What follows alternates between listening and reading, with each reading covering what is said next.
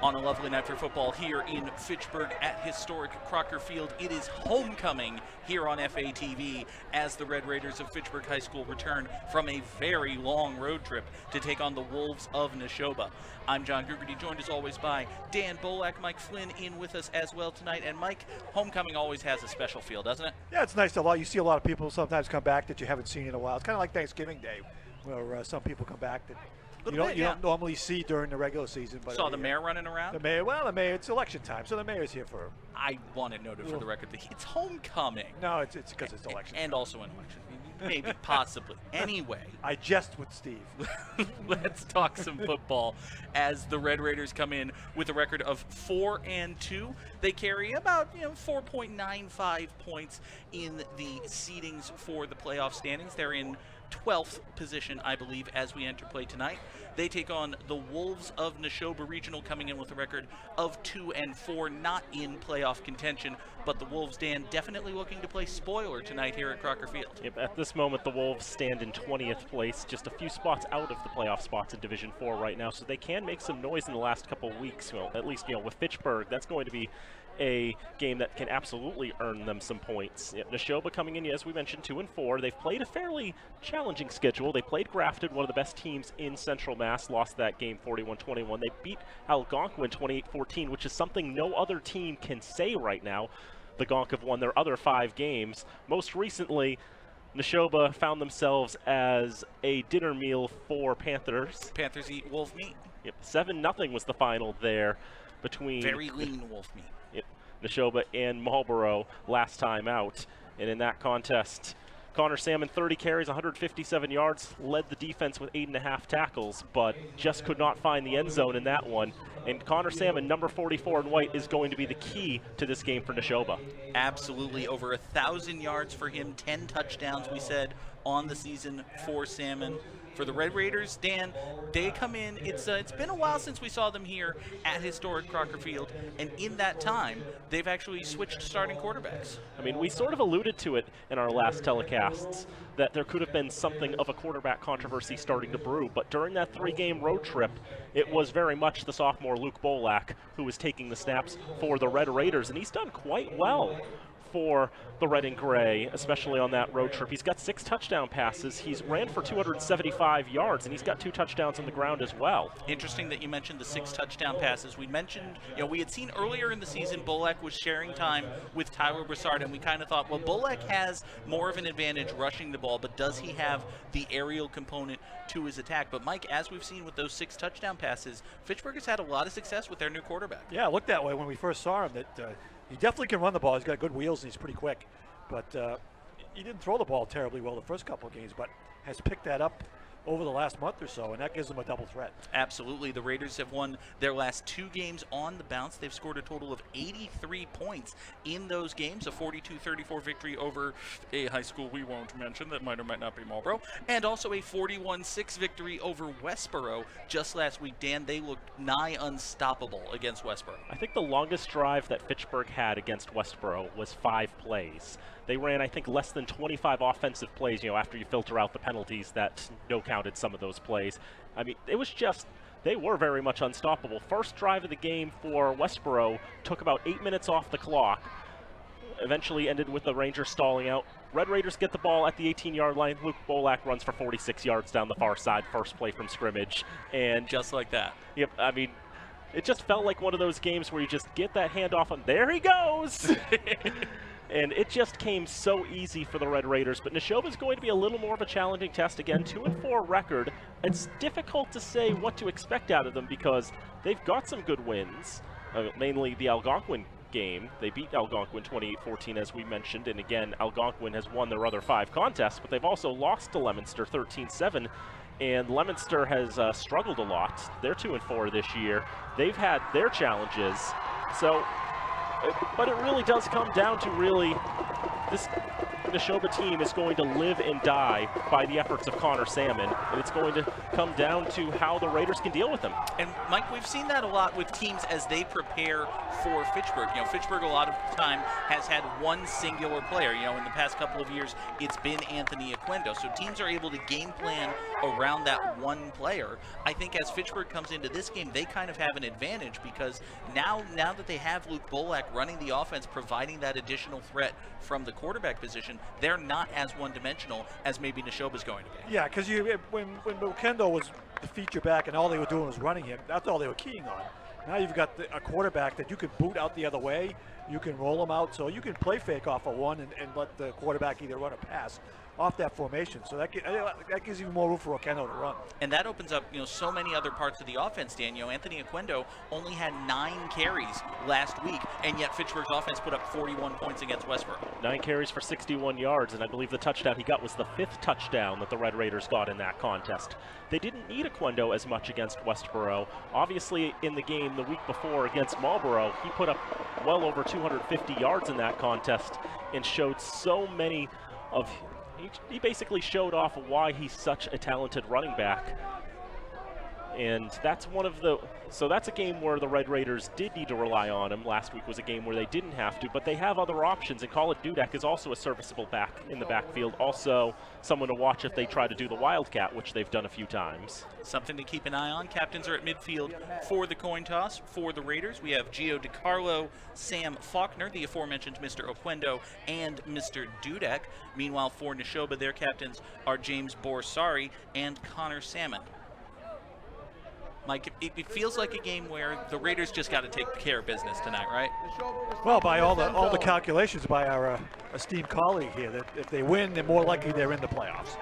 And the more they have to win, but they want to win by the most points, by 14, to help them out even better. So it's not quite win and you're in, well, but yeah, win and most likely you're in.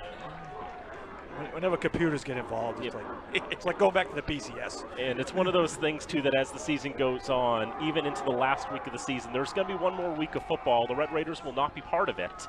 That's right. This is the last regular season game for Fitchburg High. Yep, they were not able to find a Week 8 opponent, so they're going to be resting on their laurels. I already talked with Craig Antossi. They're not going to be searching for an 8th game if someone has to drop out due to COVID. They've mentioned it doesn't benefit them. It would not count for the power ratings anyway because the game would be added to the schedule long after the lock-in date for the schedules. Fair enough. We will step aside for the national anthem and be back momentarily. It is homecoming from historic Crocker Field right here on FATV.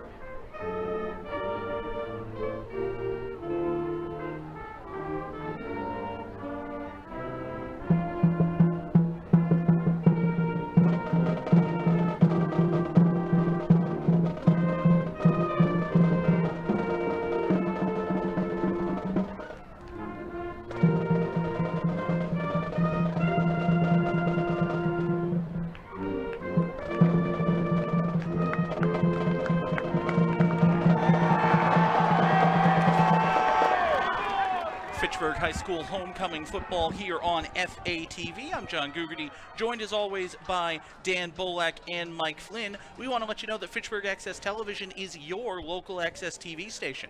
If you live, work, or go to school in or are a member of a Fitchburg organization, you can become a member of FATV. Membership brings many benefits and gives you access to all of FATV's equipment, including cameras, audio and lighting equipment, edit suites, studios, and so much more, including our newest edition, the FATV Podcast Suite. We offer technical training classes to teach you how to create your own program. You can reserve channel time to broadcast your program to the Fitchburg community and beyond. Visit fatv.org for more details and start producing your own show today. Sounds like a good idea, right, Mike? Sure. Actually saw Alex and Dave from Forks Over Fitchburg before the game. They're here shooting material for that. It's funny how the last time we were here, we saw Dave Genesi's brother. That's right. Who's a coach at Tantascwa. It's Crocker Field. It's just, it's littered with Genesis all over the top. We are just about ready for kickoff here from Crocker Field. Fitchburg in the crimson jerseys, pewter helmets, white pants, kicking right to left, short kick. Going to be taken in at about the 15-yard line.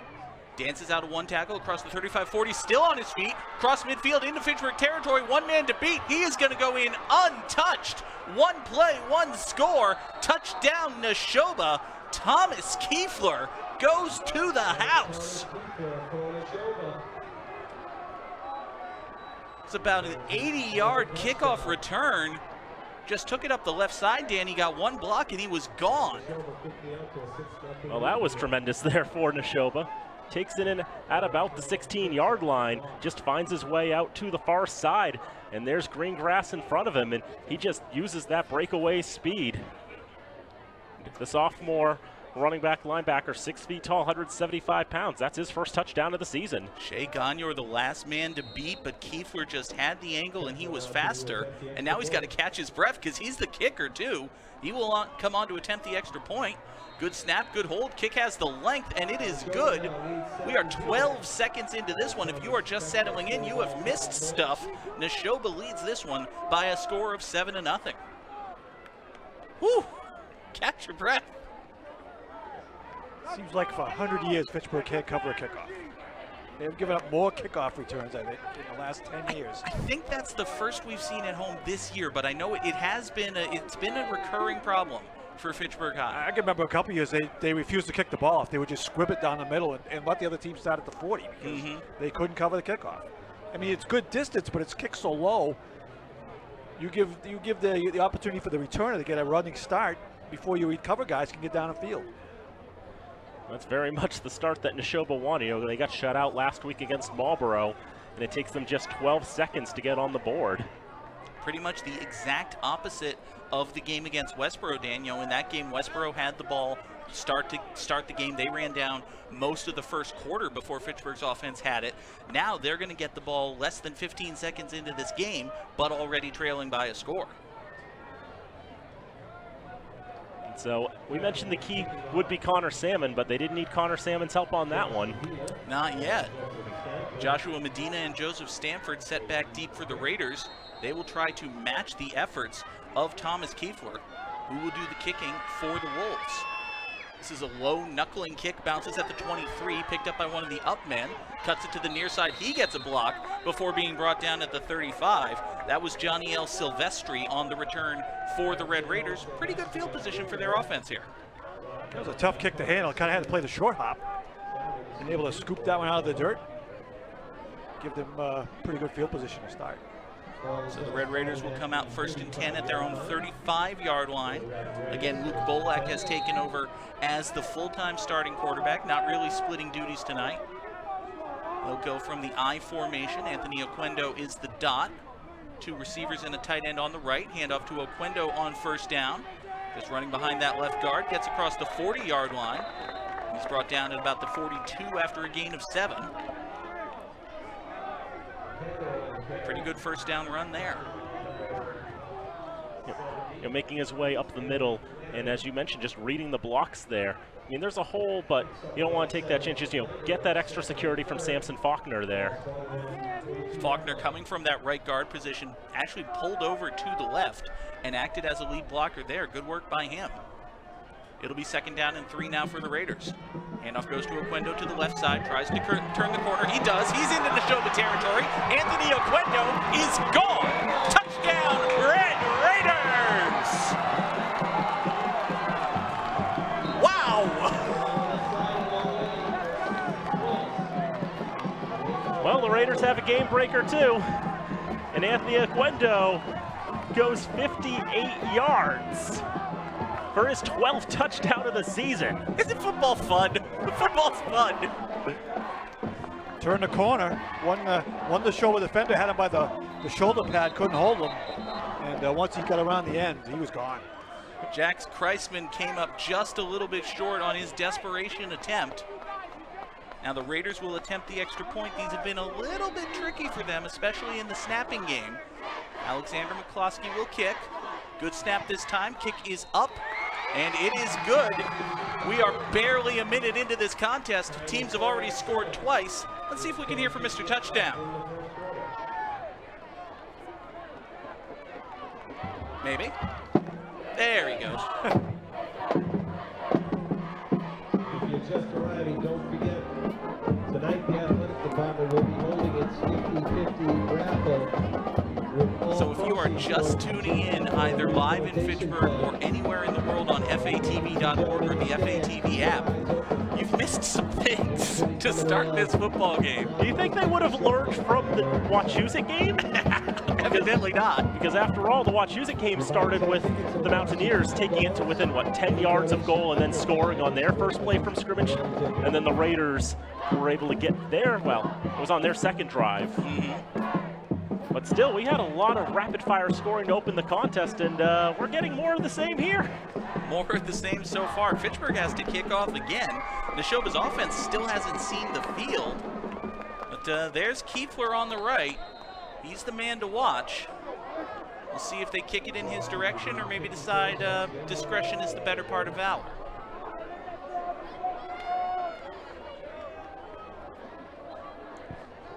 Well, McCloskey sticks his boot through it. Kiefler takes it in at about the 20.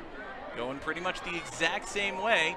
He is spun, but still on his feet, and finally pushed out of bounds across the 45 to about the 46-yard line. Dan, this kickoff return game for Nashoba is very dangerous. Obviously, it's like they don't track the kickoff return stats, essentially, but yes, Kiefler looks like he's absolutely dangerous out there. Someone you don't want to kick to as he took that in from the 20-yard line. Once again, it's just go to the left side, follow your blocks. He's able to spin out of one tackle. It was actually the kicker, McCloskey, who knocked him out of bounds. Give that man a tackle. Now for the first time today, we see the offense for the Wolves. Handoff goes to Salmon, straight up the middle. Gets about 4. I feel like I'm going to say that exact sentence 45 times tonight. Handoff to Salmon, straight up the middle. He gets about 4. Handoff to Salmon, straight up the middle. He gets about 4.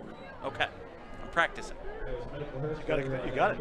Except it wasn't Salmon with the handoff. Well, okay. Details. Details. Looked like it was Ben Sylvester, Ben actually. Sylvester, the ball carrier. Fine. Salmon acted as the fullback. I was distracted. Sylvester's the fullback. This time it's a pitch to Salmon. He goes to the left side. He gets some blocks. He's into Raider territory. Salmon is not swimming upstream here. He's got the current with him. Touchdown, Wolves. I hope you all bet the over. On what, fish puns or points? Points. Okay. Fish puns is 1.5. Oh, well, if the over-under on fish puns is 1.5. So you only get one more. Dan, have we already hit the over? Feels like it. A fantastic run by Connor Salmon. 51 yards he goes. Now Kiefler will come back on to attempt the extra point. Trouble at the exchange. Nashoba's just going to try to run this one in, and they do. 2-point conversion for Michael Guthrie, the holder. Couldn't tell if that was a designed play or if it was just a hiccup at the snap.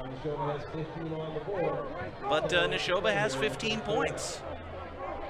They've matched their total from the last regular season meeting between these two teams back in 2019, and Kiefler has been perfect on extra points this season, but it did look like something happened in the snap. But Guthrie able to get up, improvise, and he finds a lot of space on the right side. But that's, I guess, for the defense, at least for Fitchburg. I mean, this is not the Westboro team they played last week. No, I should say not. Take another look at the touchdown. Just a simple pitch to the left side to Salmon. Great initial blocking by the offensive line, and then Mike, once he's into the second level, he's just gone. Yeah, he had no resistance at all. There weren't that many red shirts in the picture. And the ones who were there were nowhere near making a tackle. Salmon's a big guy too, 6'1", listed at 212, but he's got some speed with him as well. Deeper kick this time. Trouble picking it up. He's going to grab it at the 5-yard line, try to make something happen. Will Stanford comes to the near side and is finally dragged down at the 18-yard line. They did a short kind of knuckleball-y kick on the first kickoff. I think the Raiders were expecting that, but this one went right over Stanford's head. He had a lot of trouble with it. That one looked like it sailed on him. And by the time he recovered, and that insult to injury, I think we have a penalty on the return too. Although I didn't see the flag.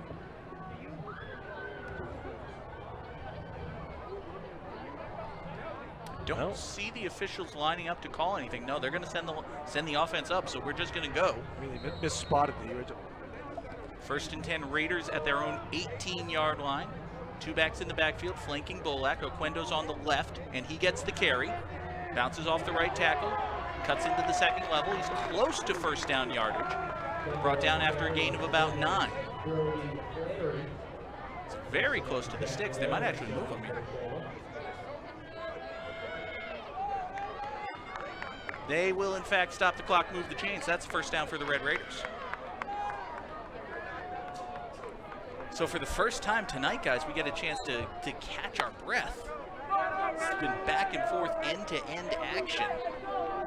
Barely 2.5 minutes into this one, we've already had 3 scores. First down, Raiders, play fake. Bolak keeps it himself. He's got some good blocking. Across the 30 to the 34 before being brought down. Gain of about 6 yards, representing the worst offensive play of the night for either side. And if that pattern holds, we're in for a high-scoring football game. I think that was the Oquendo effect. He goes out, they fake the sweep, and then Bolak comes behind him up the middle, and there was a pretty big hole there. They gave him the 35, so it'll be 2nd and 3.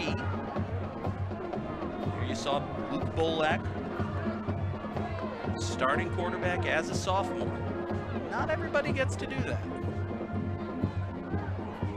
Oquendo goes in motion to the backfield, and he'll get the carry on. No, Bolak keeps it himself. Fooled me there. Didn't fool the Wolves, though. He's close to the line to gain. I think they're going to give it to him. It will be a first down for Fitchburg. They'll give him forward progress. They give him right to the 40-yard line, essentially. And Bolak in full ball protect mode, hugging that ball tight to his chest, not going to let any of the Wolves tear it out of his hands. Just waits until the last possible moment to decide whether he's going to keep it himself or hand it off to Oquendo. That was one of the things that, one of the different looks we saw of the Raiders with Bolak in compared to Broussard, who I don't think was as comfortable running the option play.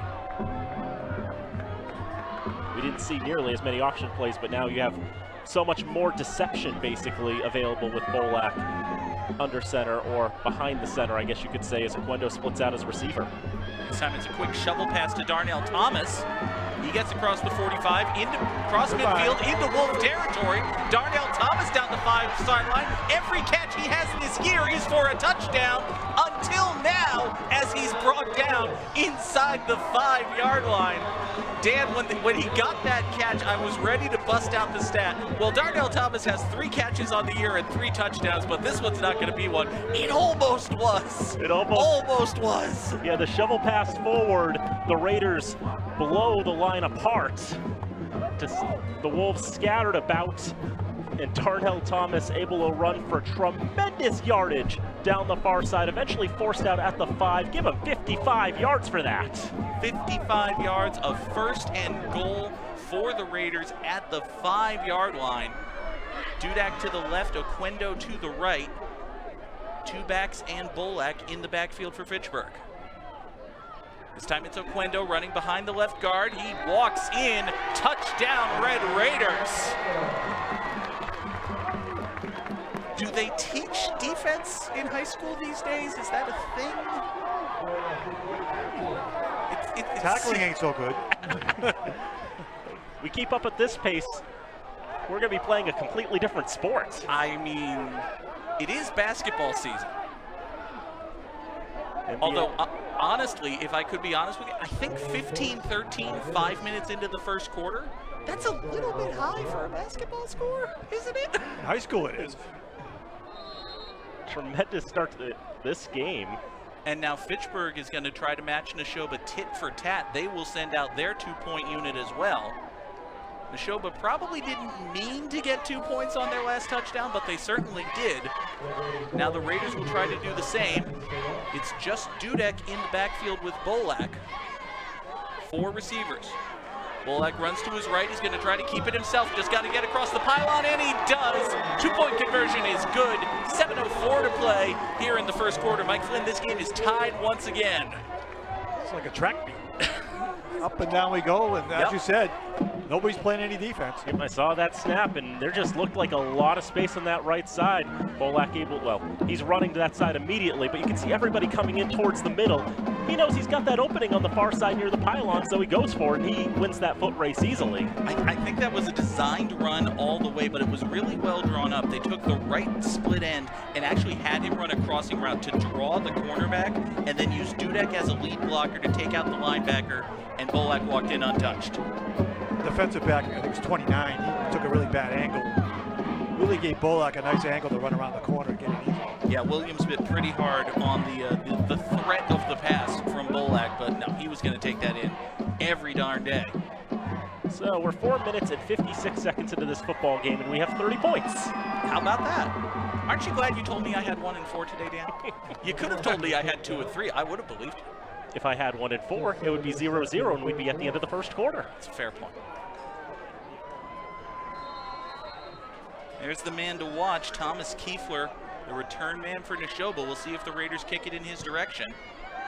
This one's high, short. Kiefler has it at about the 21. Goes to the left side again, spins out of a tackle again. It's across the 40, lunges forward, and he'll be brought down at the 44-yard line. And McCloskey was the first to arrive again. More good field position for the Wolves. Not that field position has seemed to really matter. No, it's not like these have been short drives or dink and dunk passes getting the ball into the end zone for the most part. If you're going to let the other team run it back for a touchdown or start inside the outside their own 40 every time, just onside kick, heck, you might get the ball. It's not a bad idea. Fitchburg State's executed the onside kick fairly well. 3 weeks in a row. Fitchburg State hasn't executed that much else pretty well. We're calling Fitchburg High School football here. They haven't got the ball in the end zone. That's just... First down pitch goes to Salmon to the left side, and this time he is swarmed behind the line of scrimmage. Call it a loss of 2. And that is by far and away the worst play drawn up tonight. Oh, absolutely. First loss of the game for either side. I think the first guy there for Fitchburg was Erickson Danger. Danger actually switched up his numbers. He's wearing 45 tonight. I wonder if that might be a plan to get him involved in the offense in some way, since he normally wears an ineligible number. Could be. Second down handoff goes to Salmon. This time he bursts through the line into the second level. It's across midfield before he's touched and brought down at about the 47. It'll be 3rd and 2. The Raiders defense trying to stop Salmon as he tries to resist the current the best he can. There's the over. We hit it. I don't know who makes the tackle here, but they might have saved the touchdown. I think it was Darnell Thomas. It was indeed Darnell Thomas. Just kind of wrapped himself around Salmon's leg and eventually dragged him down. Third down, Raiders bring the blitz. Nashoba runs right into it. Ball's on the ground. I believe the carrier was down. but it's just fallen on by Nashoba. That time, Fitchburg brought the heat from the defensive left side, and Nashoba ran to the offensive left side. Good play call, good design. He was down. That was actually a Giorgio Di Domenico, the ball carrier for the Wolves. You can't hand it to Salmon every single time. Why not? That would be easy for me. They did it here. First down run good. Okay, so maybe they can't hand it to Salmon every time, because that'll happen every now and then. Salmon's brought down for a loss of a yard. What happened in the last series? They stopped them for a loss. And they couldn't hold them. That time, Salmon basically just ran into Danger, and Danger dragged him down. He didn't see any warning lights on the way. Oh, now we're making danger puns. Careful, Mike. I'm not in the pun business. We're on the highway to the danger zone. Okay. Anybody brings out Danger Will Robinson, they're really. You just did. I know. Okay. Second down and 11 for Nashoba. Pitch to the left side. This is Aiden McLaughlin, the ball carrier. He does not get much. Maybe back to the original line of scrimmage. We'll bring up a third down. Given the field position, Mike, I would say this has got to be 4 down territory. I would for guess the so, Wolves. yes. I don't see a lot of punts in tonight's ball game. I think it's been a couple weeks since Fitchburg has punted. They actually give no gain for McLaughlin, so it's still 11 to gain here on third. Wolves go shotgun. Back to pass. Quick pass to the far side is complete. This is Di Domenico. He plows through a man, is close to the line to gain. They're going to give him a first down. That's going to move the chains. I believe that's the first completed pass of the night for James Borsari. Only had 37 attempts on the season coming in. Nashoba very much prefers to move the ball on the ground. They go to the air here and they get the first down.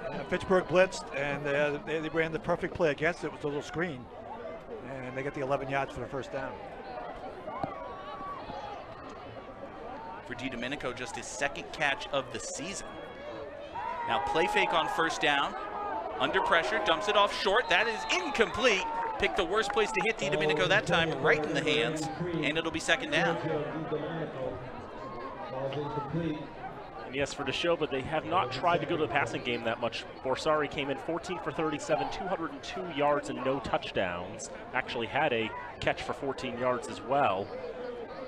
So the question would be the comfort level there for the senior quarterback, 6 feet tall, 190 pounds. I think they wanted to go deep that time. I think Borsari was looking for the end zone, didn't find anything, tried to check down to Di Domenico, and was unable to complete the pass.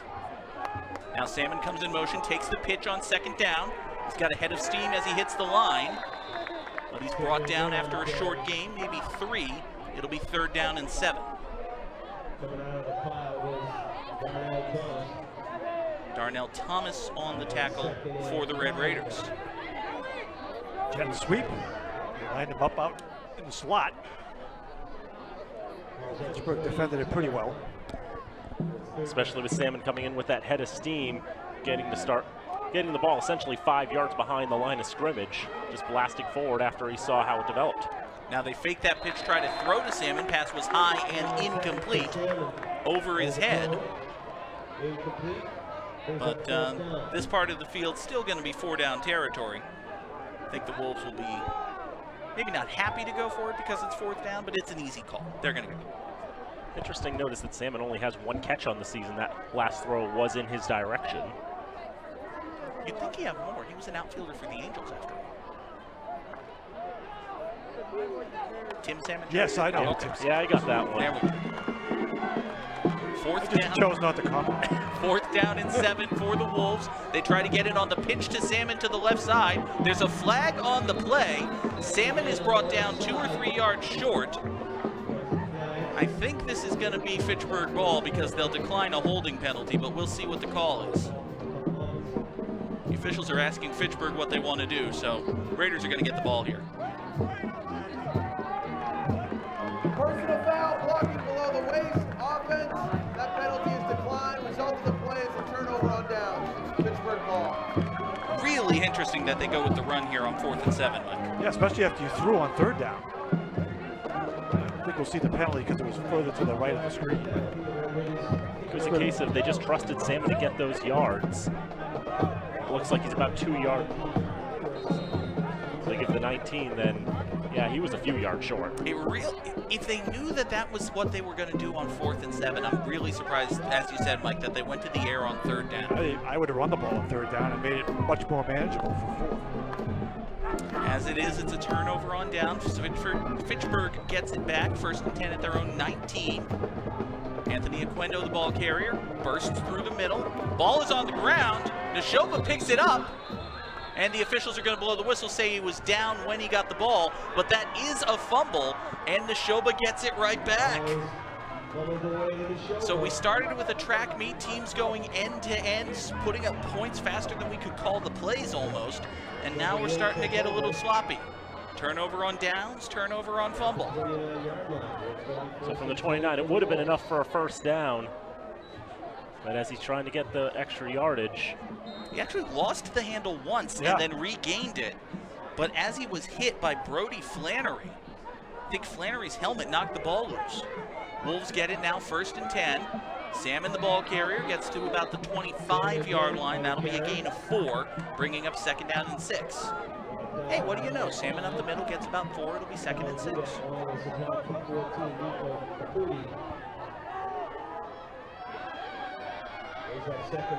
Nashoba certainly has a lot of plays in their offense designed to get the ball into the hands of big number 44. He's come at it from basically every angle.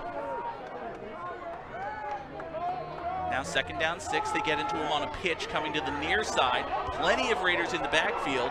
Flag comes in just as Salmon tries to turn the corner. Might have had a little bit of help doing so. There's also a Wolf down back in the backfield. That is Ben Sylvester. He's hobbling off under his own power. Going to be a hold. Hold, offense, 10-yard penalty. Replay 2nd down. So holding against Nashoba will bring this one back. We'll see if we can see where it was.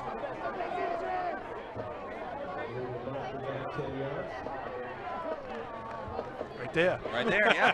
The big stretch grab on the shirt. It's a good thing the jerseys are so stretchy. It makes it easy to see when there's... Oh, you don't want to go back to the 60s tearaways they used to use in college? Since it's holding enforced from the spot of the infraction, that does back it up quite a bit. Yeah, it'll be 2nd down and about 22 now for the Wolves. Quick pass to the far side is complete. I believe that was Cameron Hill on the catch. It was. He got about 7, but that'll still make it 2nd and 14 for Nashoba. It's just a really quick slant over the middle as he got inside on the defensive back. Well thrown, but it was, as you mentioned, only a gain of 7. It's 3rd and 16. That's right, it will be 3rd down, not 2nd, and we will stop the clock. Timeout, Fitchburg, their 1st of the half. Timeout called by the Red Raiders gives us a chance to take care of some business. We want to thank the companies who help underwrite this and every production here on FATV. FATV's remote productions are underwritten by Workers Credit Union, Rollstone Bank and Trust, UMass Memorial Health, Health Alliance, Clinton Hospital, North End Subaru, Unitil, Minuteman Press, and of course the Sentinel and Enterprise. Thank you so much to our underwriting partners.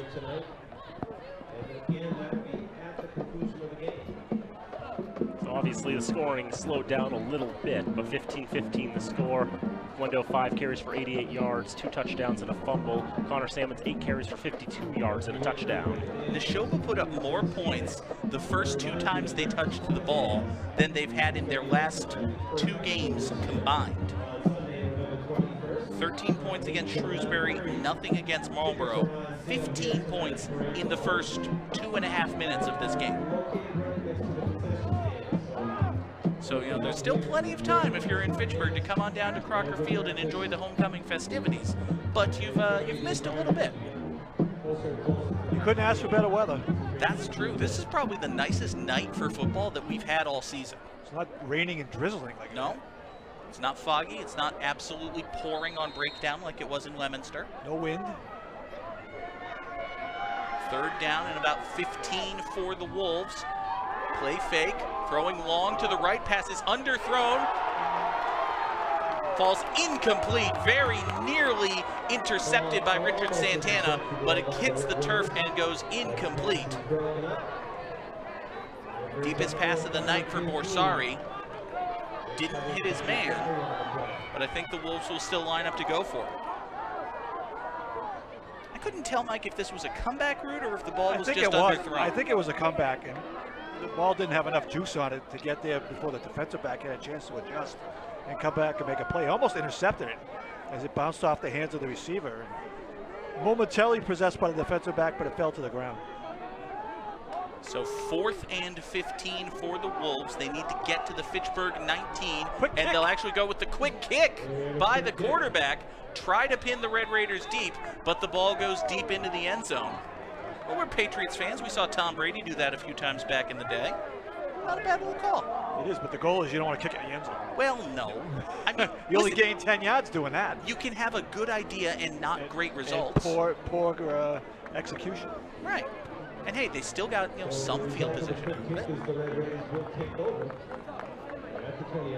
Not the worst idea for Nashoba. That didn't work out exactly as they wanted, but hey, could have been Probably worse. don't practice that a lot. Okay, we're going to work on our quick kicks now. Fitchburg's offense comes back out, 1st and 10 at their own 20. Just under a minute to play here in this very exciting first quarter of action from Crocker Field. Bolak rolls to his left. He's going to keep this himself all the way, not even holding it like he might throw. And the defenders sniff that out pretty quickly. Bolak's able to gain a couple of yards, but really not much there. It's actually the quarterback, Borsari, playing defense, who made the tackle. When you tuck it in your left arm going left right away, you know you're going to stop and throw it. Yeah, not exactly the most deceptive play in the playbook there, I think. 2nd down and 7 now. Oquendo and Dudek in the backfield. Oquendo on the right, Dudek on the left of the quarterback, Luke Bolak. And we get whistles and flags. I think maybe Nashoba enticed Fitchburg into jumping. They did the full defensive line shift before the snap of the ball. And False start, offense number 87, 5-yard penalty, still 2nd down. Elijah Marquez guilty of the infraction. I'm sorry I stepped on I was going to say this caused the tight end to move. See right there, the whole defensive line takes one big step to their right, and it causes a little bit of a flinch there on the line. Doesn't have to be much, just has to be something. But they turn the clock back loose. They run out the rest of the first quarter, and we all get a chance to catch our breath. 15-15 at the end of a very explosive first period here from Crocker Field. Oh, no doubt about it. Two teams exchanging scores at the very beginning, and obviously slowed down a little bit as time went on. But still, a tremendous start to this football game. Started from the very first play, the opening kickoff returned for a touchdown. Fitchburg answered in tremendous fashion on their first possession. Nashoba punched back on their first possession. Fitchburg marched right back down. Now the Raiders have it again as we get into the second quarter of play here at historic Crocker Field, which, by the way, has been recognized for its beauty and is listed on the National Register of Historical Places, and it also needs your help. Located here in the heart of the community, built in 1918, this Central Massachusetts field has a fabled history in the hearts of Fitchburg High School alumni and a magnificent future in the Fitchburg community. You can be part of the restoration efforts and donate today.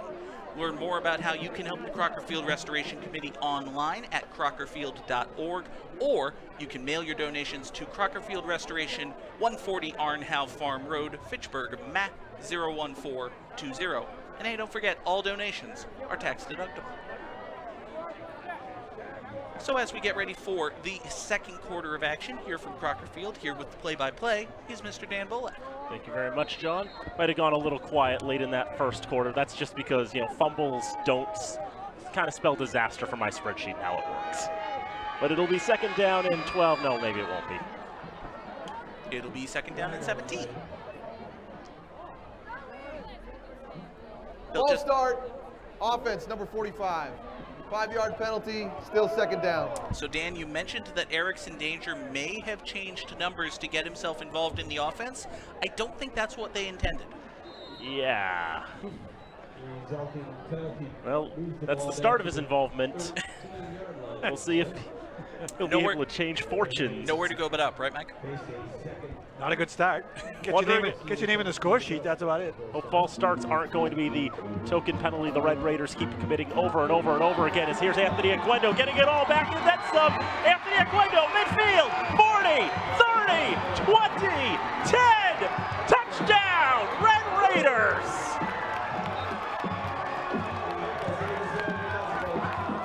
If I called 1 and 4, it would be 0-0. That was your words, Dan Bolek. Yes, it was. You feel good? Oh my goodness, Anthony Aquendo's got his third touchdown of the night. Basically one cut and gone.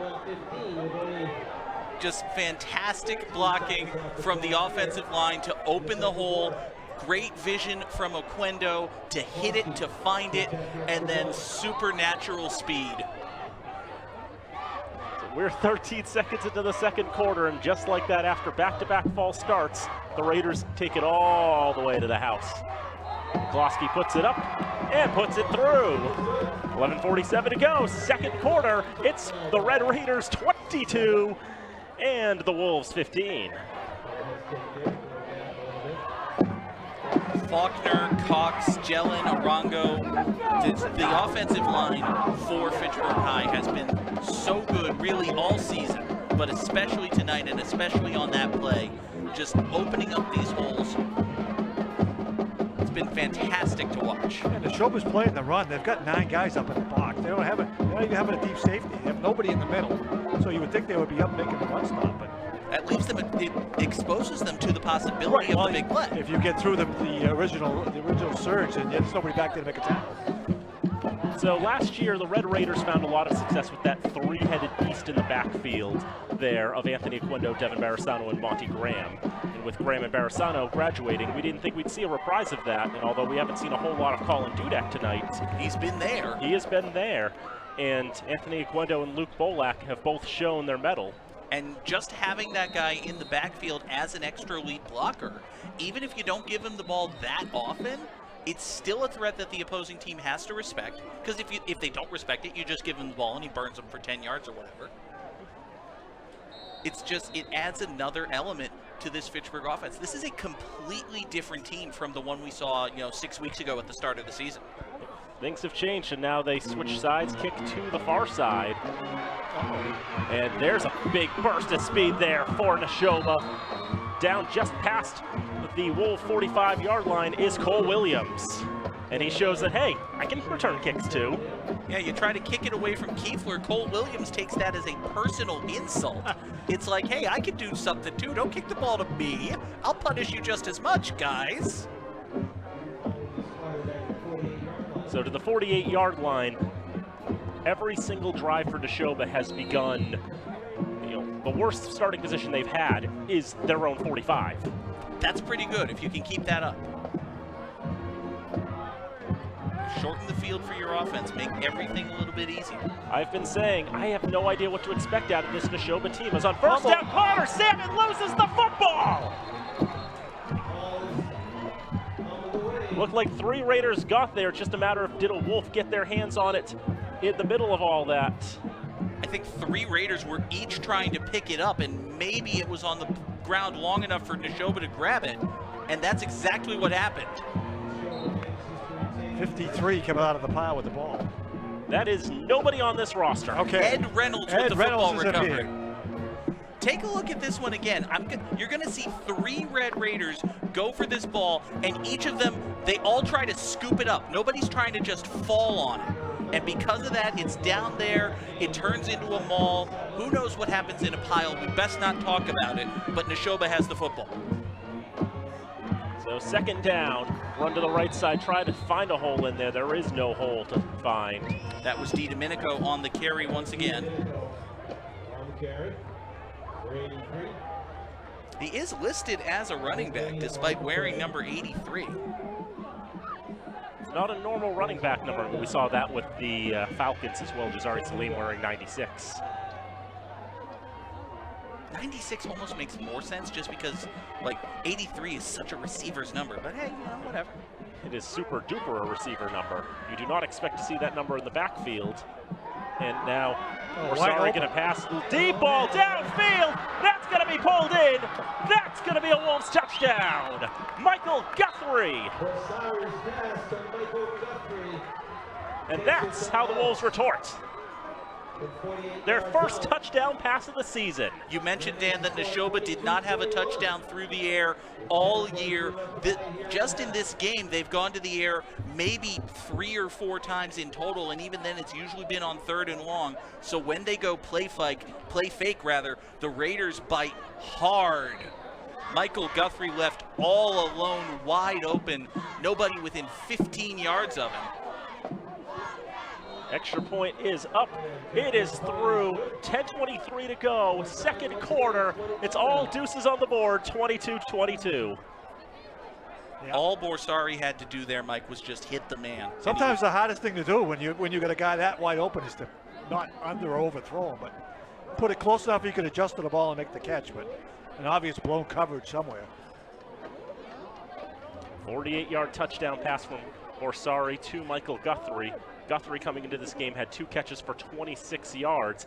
Actually had as many catches on defense than on offense. He had 2 interceptions as well, listed as a quarterback defensive back. Guthrie also scored on that 2-point conversion out of the botched extra point earlier in this game. So very good game for him.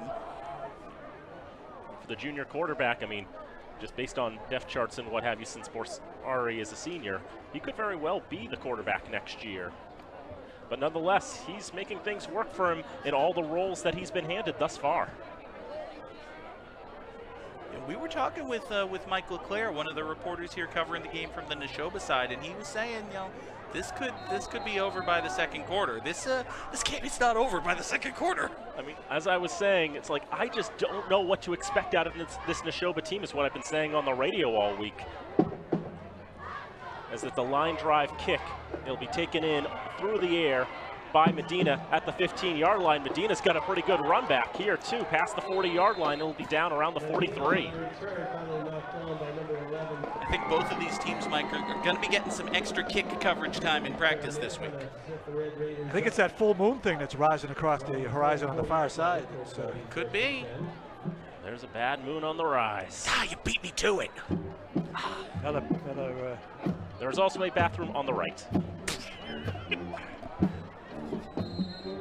That's also true. Go out here. Yeah, it's the closest one, too. Yeah. Would it be faster to get to that one or to run across the street to Duncan from where we are? Decisions. That's an interesting thought. You got to go through a gate, though. No, that's true. And across the street. It's busy because it's And if the lobby's open, let you in, they could use the bathroom. And the Red Sox are playing, so there's probably just people. So now let's see what the Raiders can do to respond. It'll be Oquendo out to the left side, and there he goes! Anthony Oquendo! It's like magic! Touchdown, Red Raiders!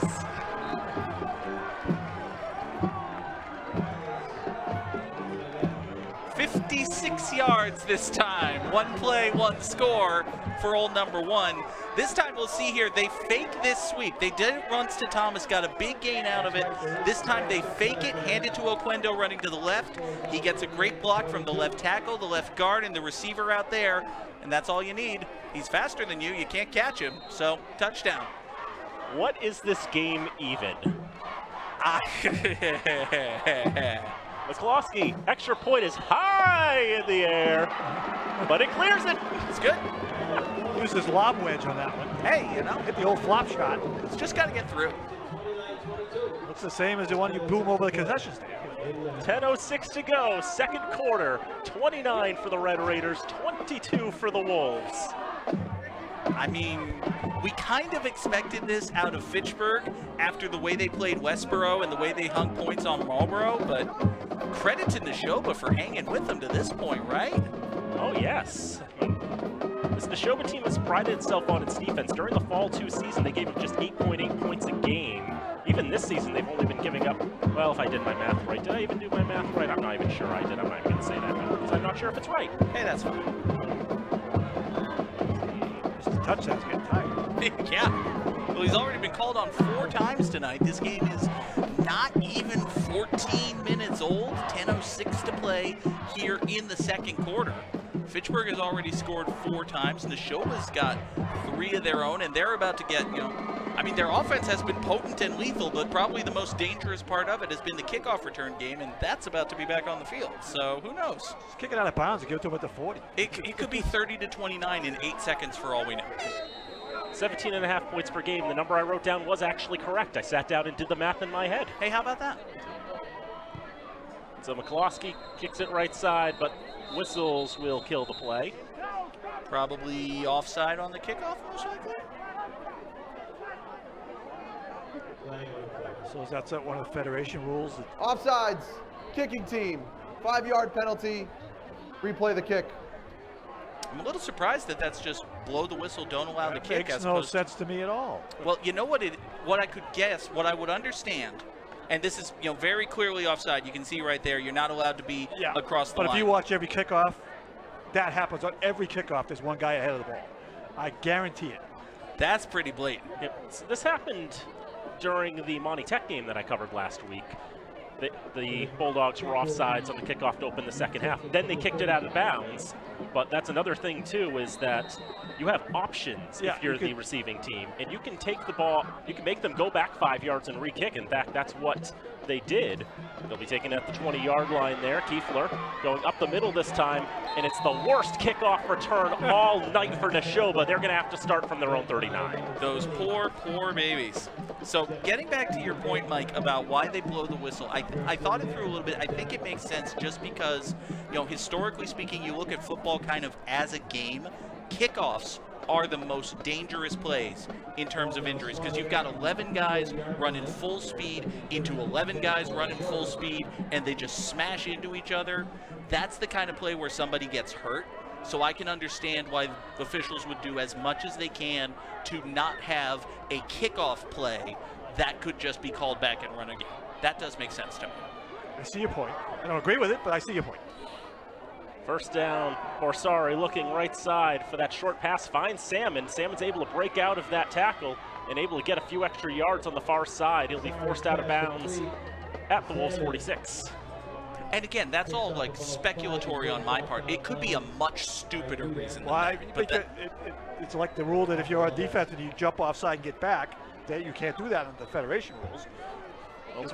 But yeah, I think it's probably a health and safety thing, but also, yeah, as Googs was saying, it's one of those things you don't want to have in case of it's like a kickoff's already an inherently dangerous part of the game. You don't want to make them do it again, over and over again. This is a run up on the far side. Hand off to Salmon straight up the middle. He gets about 4. Except it wasn't Salmon. I missed the handoff. I didn't have my binoculars It up. was the guy with the long name, 83. Di Domenico. Di Domenico, that's yeah. him, yep. I don't want to put my glasses on, look at the roster now. Well, he gets 1 on the ground. It brings up a 3rd and 3. How many? So I was looking how many third downs. I've got Nashoba as 3 for 5 on 3rd down tonight. I have Fitchburg as not for naught. I don't think they've faced one. No, I don't think so. This is Salmon, and he's not going to be able to resist the current that time. This is a very interesting decision, Mike, as one of the Raiders is slow to get up. That's Emmanuel Encarnacion. He looks to be okay. I don't even think he's going to come out. It's a very interesting decision. Do you want to kick here, or do you want to maybe go for it? They just ran in a whole bunch of guys, so I assume that's the punt team. That is the punt team. You are on your own end, but I mean, you kick this ball back to Fitchburg, there's a very good chance you get it back down 2 scores. So Kiefler, he will punt it away. And he'll take a bounce on the ground. Darnell Thomas doesn't want anything to do with it. It'll be down at the 18-yard line. Thomas had, plenty of field to go with, but the kick was a little shorter than he expected. So it bounced in front of him, and by that time, the wise decision was to just back slowly away from the bomb. It's not a football, it's a bomb. And if you touch it, you explode. So, well trained. Good coaching. Is that in the special teams manual? I think so. Okay. Once the ball bounces, it becomes a bomb. It should be. That feels like good special teams coaching. Way better than we saw a couple years ago. That's true. It has been a point of contention for the Red Raiders in the past. So Anthony Oquendo is currently averaging 33 yards a carry. Is that good? I think so. Sounds good. So this is first down. And a lot of That'll mess up his average. a lot of changes of direction. I just want to make sure it's actually Oquendo. It was Dudek, actually. Yeah. So they sent Thomas in motion, make the Wolves think they might go with that quick little touch pass, and then Dudek just can't get his footing under him. Ultimately slips forward for a gain of a couple, which might be the worst offensive play the Raiders have had all night. Sounds like it. So it's a gain of 2 yards on first down. They're 79 yards from goal with 7:40 to go in the second quarter, up 29-22. And it's going to be a throw out to the left side. This is Darnell Thomas, who's able to pull that one in. And one might have been a backwards pass, essentially. He's going to make it to the 25-yard line. Dan, when I saw Thomas go in motion behind the quarterback and then take that backward pass, I had a thought in the back of my head, is he going to throw this again?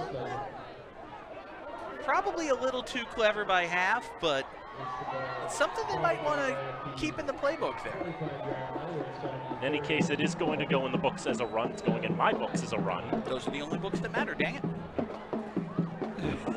So 3rd down and 4. As we said, the Raiders have not faced 3rd down tonight, so this will be the first time. 2 in the backfield, 1 to either side of Luke Bolak. Handoffs to Oquendo. And Oquendo's going to find that hole, burst through that gap, and tumble to the 34-yard line. So that's the one that torches his average, but it does pick up the first down at least. Yep, because if you have 33 yards and you only get 9, that knocks it down to 30 a run. He's at 8 carries for 240. Honestly, 9-yard carries. Who does he think? You stink. Cut this guy already. Take him out of the game. Oh, but boy, already a tremendous game for Oquendo, and we still have a lot of football to play. That's a good season. Now Oquendo up the middle, gets even less this time, but still a healthy 4 yards or so. And Connor Salmon comes up with the tackle, running back on running back action there. Not much this time for Oquendo. You mentioned, Mike, that Nashoba's just stacking the box, and if they can wrap him up after 2-3 yards, that's what that's designed to do. I wonder if Nashoba is daring Fitchburg to pass. Bolak's only attempted 1 pass, and it was a shovel pass forward. On the end around that got 55, but now Bolak will throw near side. That's going to be hauled in. Looks like Medina at the 45-yard line, and you can give him a first down. Well, they dared him to do it, so who dares wins. That's right. You're gonna get man-to-man coverage no matter where you go. It's a quick hitch basically to the near side. That's the one receiver. You look there. If it's there, you throw it. Quick design, easy decision for the quarterback, and it was well delivered by Bolak. I think it's safe to say, yes, Oquendo is well over 1,000 yards on the season, and this is just his 6th game because he did not play the Lincoln-Sudbury game. He'll take the handoff on 1st and 10, bounce out to the far side, make a man miss, cuts and keeps his feet going, and he's finally forced out of bounds around the Wolves' 40. Mike, did you hear the crowd just go, ooh, right as Oquendo crossed the 40? They thought he was gone. He had 3 or 4 change of directions in just that single run. There was a moment there as he slipped like the second to last tackle where you could see the alternate universe where he squirts through and is just gone and the place explodes. You see he's got a whole bunch of white shirts to beat, but he continues to break tackles. 4 of them. Right there, Yeah. The crowd just kind of rumbled a little bit and then calmed. He just ran out of sideline, that's all. If we were playing in Canada, that might have been at 6. Still a really good run and another Red Raider first down. Puts him over 250 yards on the night. And we still have 4:20 to go in the first half. And And now Bolak's going to keep himself up the middle now, cutting to the right side. Lucas Bolak inside the 30, down around the 26. Luke Bolak getting some more yards for the red and gray. So this time, Mike, they fake it, go play action, and then Bolak uses the tailback Dudek almost as a lead blocker. Fake the belly and then come right up with the quarterback run right behind it. Gets some good downfield blocking and picks up another Red Raider first down. They gave Kendo a blow on that play. That's really good job by Dudek, just, even, selling the play fake, pretending he has the ball while also delivering a key block. Now, we talked about it in the pregame show. Having him as quarterback and the ability to run the ball gives them a more diverse offense than they had earlier in the season. It's that and just the comfort that he has in running the football.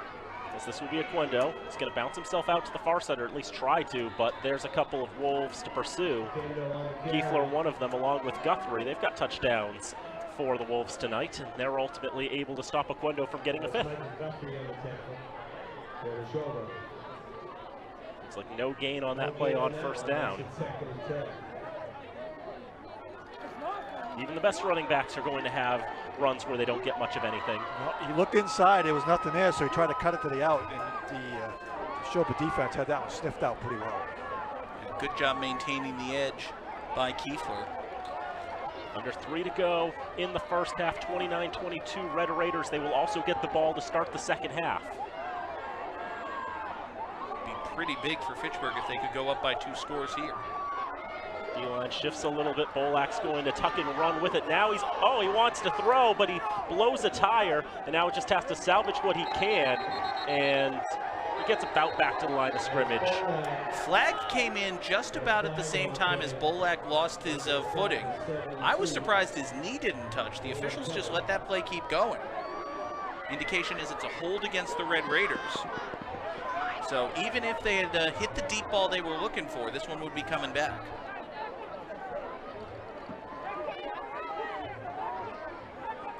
Referee giving the options to the Nashoba coach. Head coach Andy LeBlanc, actually a Fitchburg High alum, class of 1999. Hold. Offense number 5. 10-yard penalty, still second down. Played on some pretty good Fitchburg clubs. Oh yes, those golden days of the 90s. Colin Dudek is the man guilty of holding on the play. See him up here, he's delivering some shoving. There may have been holding involved right as well. there. Oh, that's right. I keep forgetting this is a telestream. Not a touchdown. One down. See the referee there explaining to Dudek what it was he did. Well, see, you took your hands and you grabbed them by the shoulder pads and you held on. Oh, I can't do that? Somebody told me I can't do that. 24 to go for the Raiders on second down. Dudek is the back in the field as Bolak, with a bit of time, steps up. Now he's going to pump fake. He's going to try to tuck and run. Tries to juke out of these tackles and eventually gets his way to the 35-yard line. But that was incredible flexibility that he was showing. There is another flag back down at about midfield, thrown by the referee in the backfield. We'll take a look at the replay here, see if maybe it might be a hold, another hold against the Raiders. Maybe they're going to get Dudek for a low block. chop block. They're signaling chop block. Yeah, we actually saw it there. Colin Dudek just went low on the man he was blocking.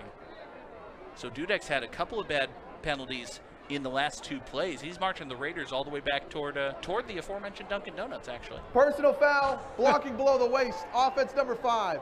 15-yard penalty from the spot of the foul. Replay second down. That's going to be from the spot of the foul, so it's going to be even more than 15 yards. This is, I mean, we're getting up to 2nd and 40, guys. Which page of the playbook do you find that one? This is hand the ball to Oquendo and see what happens, right?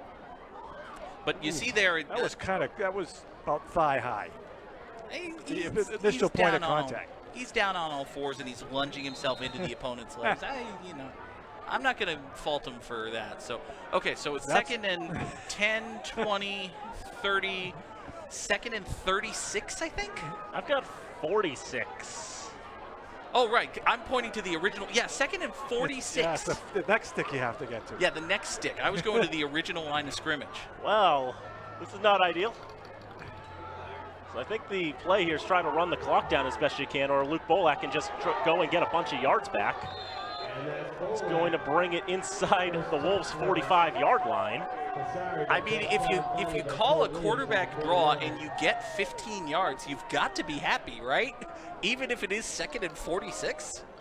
Yeah, I agree with Dan. I think Fitchburg more than happy just taking time off the clock right now where they are on the field and the situation. Nashoba does have all 3 of their timeouts if they wish to use them. I'm a little surprised they aren't using them. Yeah.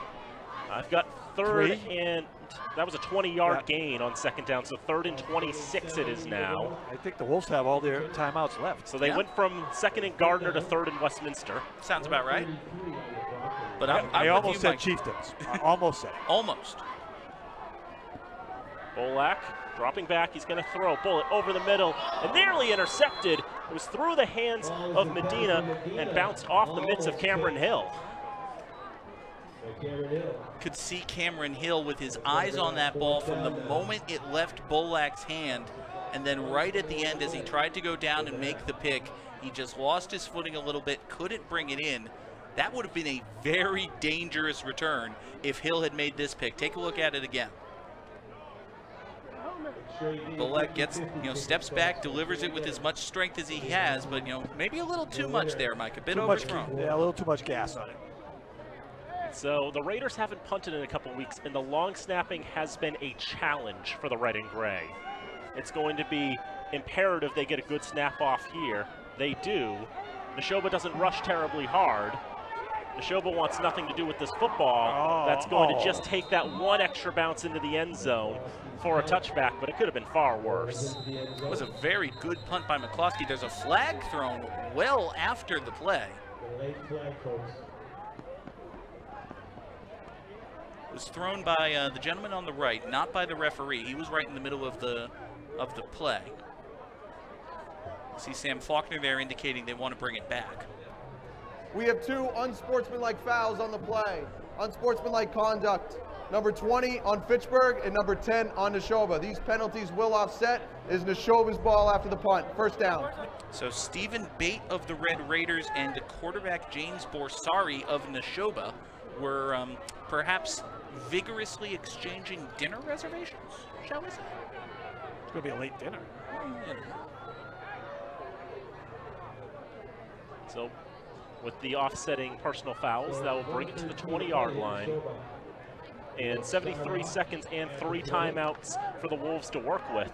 It is feasible for them to score before halftime. We've seen them have some explosive plays.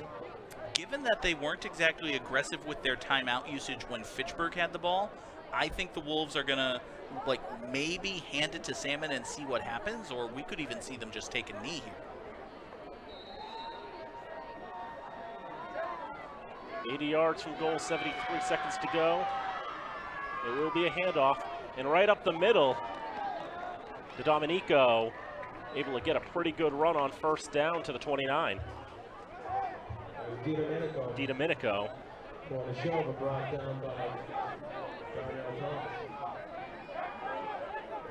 9-yard gain on first down, now 2nd down. And Nashoba will get the first down. Bring it all the way to the 49. Stop the clock, move the chains, and the Wolves will call timeout. Timeout, Nashoba. They're first of the half. And as they do, we want to give thanks to our crew doing fantastic work. As always, our director tonight is Nate Glennie, Travis Falk running audio and graphics, Todd Govan on replay. Our camera operators this evening are Kevin Newey, Jared Roberts, and Matt Sinclair. And we also want to send a special birthday wish, happy birthday, to Kyle Glennie, father of our director Nate Glennie, father of a most excellent child, must be said. My own opinion, I'm slightly biased, but good work, Kyle. Happy birthday. Hey, Nate, did Kyle grow up on South Street in Fitchburg? Forest Street. I know Kyle. I was on Maple Street a long time ago, as was PA announcer Mr. Chris Woods, who was also on Forest Street. Yep, my dad lived on Forest Street for a long time, and yeah, my grandparents as well. I used to live on Walnut Street. We all have trees.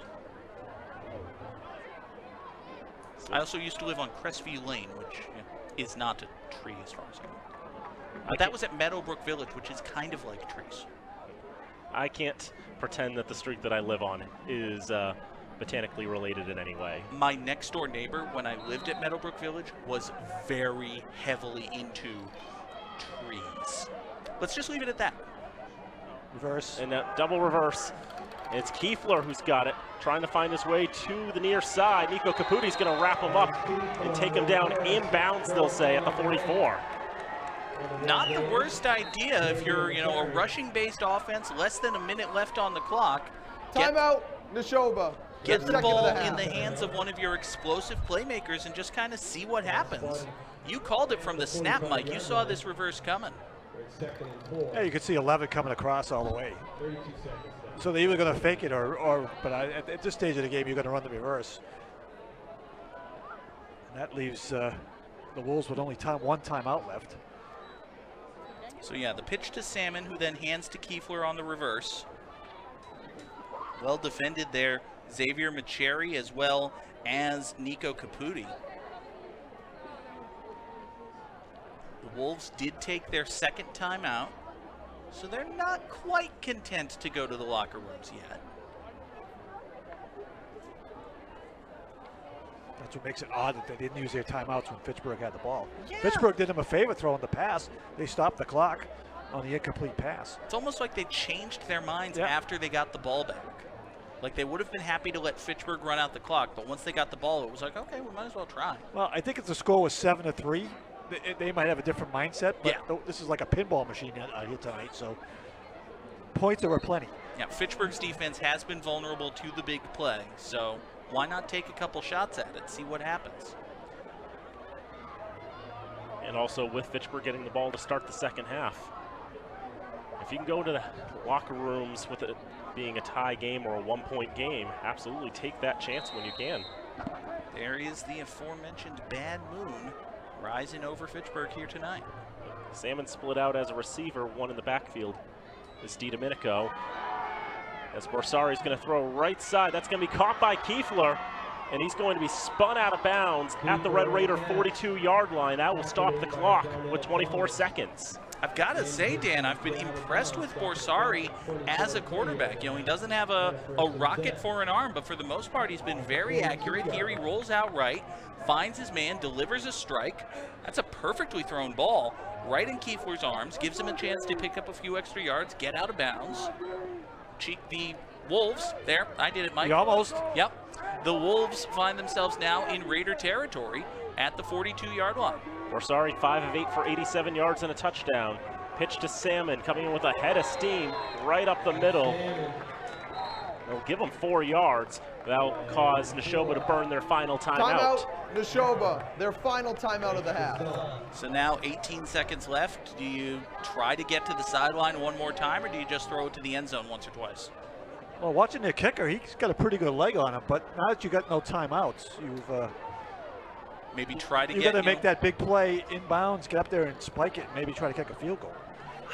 18 seconds. Can you really run a play inbounds, get tackled, get everybody up, and spike it? Well, the only good thing is because the clock stops on a first down, That's true. that would give him a chance. That's true.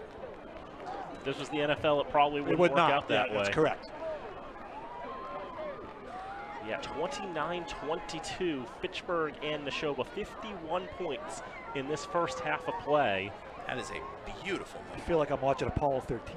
Hey, if Nashoba scores on this drive, the Raiders may go into the locker rooms and say, Houston, we have a problem. So Well, both defensive coordinators are going to. I know that. Fitchburg came in, pretty heavily favored, I would say. Definitely, the better record. Obviously, Nashoba's had a very tough schedule, and they do have that impressive victory over Algonquin. But the prevailing thought here as we went into this one, I remember, some guy in a sweater vest said the Raiders just have to take care of business, and Nashoba's played them very tight here in this first half. I guess the question's going to be, will they be able to maintain that pace for another 24 minutes? But right now, it's 18 seconds to go in the frame as Kiefler moves in motion to the right side, looking to that right side for that bomb, and that's going to be incomplete. Richard Santana had a read on that ball the whole way. They were trying to find Guthrie, and that time, Mike, the ball just floated out of the hands of Borsari. kind of curse at the commentator. I said I've been very impressed with him, and then he throws his worst ball of the night. And that was the old wing and a prayer. That was a hope for throw it and hope. And really, Santana had the best look of all on that ball. Yeah, the Wolves are very lucky that that ball hit the turf and that they still have it here on 3rd down. Ultimately, only ran 5 seconds off the clock. So 13 ticks remaining, 40 yards from goal, no timeouts for the Wolves. Trying to find the end zone before halftime. And that's a bad snap is what that is. And half over. And yeah, they're not going to be able to get another snap off. So they just fumbled away that drive and the momentum they had. And so it will be the Red Raiders who will go into the locker rooms up in this contest, 29-22. Bit of a scare right there at the end of the quarter This for is the end of the Fitchburg. first half. But Nashoba fumbles away, as you said, their last chance to score before going into the locker rooms. It looms very large that Fitchburg will get the ball to begin the 3rd quarter of action. But Mike, this homecoming game has certainly been one to watch, especially early in these 1st and 2nd quarters. I didn't expect this kind of game, but been very entertaining. Took an hour and 10 minutes to play the first half, but that's Felt like it took about an hour and 10 minutes to play the last 2 minutes of the first half. that always happens. But see what happens coming out of the locker room to start the second half. So 29-22 is the score at halftime. If you're in Fitchburg, come on down to Crocker Field for the second half. Still plenty of seats here. Still a fantastic atmosphere for homecoming. But if you're at home watching FATV or anywhere at all on FATV.org or on the FATV app rather, stick around. We will have the second half of action coming to you here from Crocker Field. We will take the halftime break with the players, leave you in the capable arms of the Fitchburg High Marching Band, and we'll be back in a moment. It is homecoming here on Crocker Field on FATV.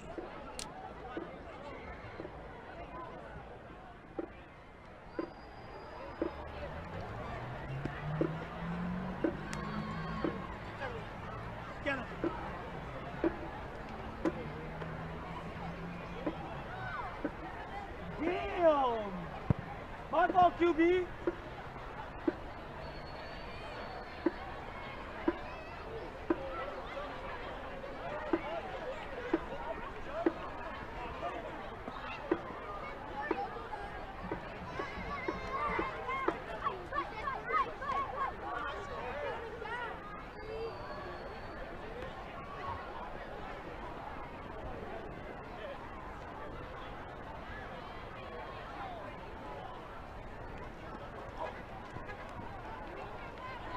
Make sure you look for those buckets going around in the stands, ladies and gentlemen. Those are our 50-50 raffle tickets on sale.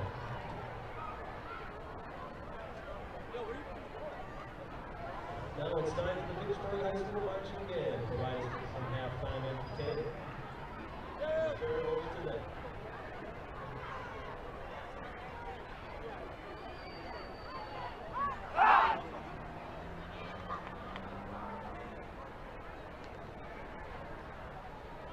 Just watch out, guys. They're checking that kid out.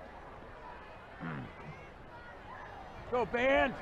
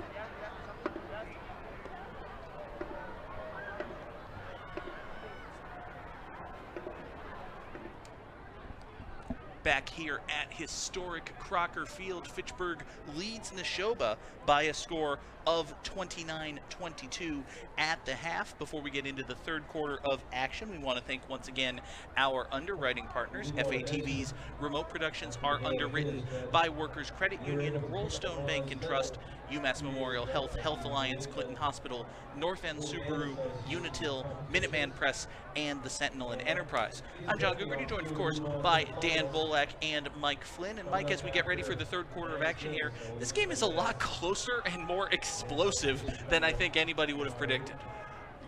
I can't imagine anybody said, hey, I know this is going to be a game that both teams just go up and down the field and score touchdowns and play no defense.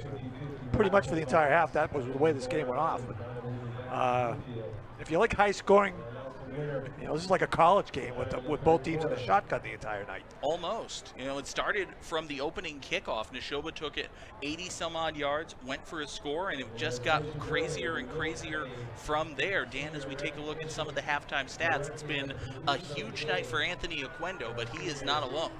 Yep, so we look at Nashoba's numbers. They have run 24 plays for 186 yards on offense, and really part of the reason why the yardage numbers are down is they've started with tremendous field position on every drive. Their worst starting position was their own 40. Meanwhile, for Fitchburg, they've started a couple drives pretty deep in their own territory, but that's not been that much of an obstacle for the Red Raiders. They've run 22 plays for 365 yards. I think if you're averaging like 15 yards a play, that's good. I'm not a football coach. I'm barely a football commentator. That sounds good. Yeah, I'd be happy with that. So Luke Bolak, 2 for 3 through the air for 64 yards, 7 carries for 37 yards. On the other side, his counterpart at quarterback, James Borsari, 5 for 9 for 87 yards and a touchdown. He was able to find Michael Guthrie for Nashoba's 3rd touchdown. That was their first touchdown through the air this season. For the Red Raiders, though, Anthony Aquendo has been the story. 11 carries, 258 yards, and 4 touchdowns. We also want to mention that, as you can see on your screen, FATV's programming is now available for streaming in stunning high definition. You can watch FATV's programming on Roku, Apple TV, Fire TV, or through our apps in the Android and Apple stores. Download our free app today to learn more on how to watch FATV programming. Go to fatv.org/watch-FATV. And continuing on with the stats, Connor Salmon, 11 carries for 57 yards and a touchdown. He had that explosive run on his first carry of the contest, but since then, he's not been able to get a whole lot of traction on the ground. No, it's been like that one big yard for Salmon. We expected that the offense would basically revolve around him, but that really hasn't been the case. Nashoba's gotten a lot of contribution from Giorgio DiDomenico as well as a couple of other guys in the backfield.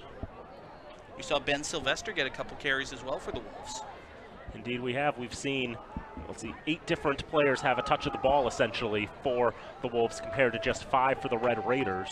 And that includes their first touchdown pass of the season, Mike, on a play-action pass where Guthrie was as wide open could be. Yeah, they got him on a play action, and somebody lost coverage in the secondary, and Guthrie was just running down the middle all by himself. We've said coming into this game that the Red Raiders, if they could take care of business tonight, win this game, preferably by the maximum 14 points in the margin of victory or what have you, then they would be in good shape to qualify for the playoffs in Division 3.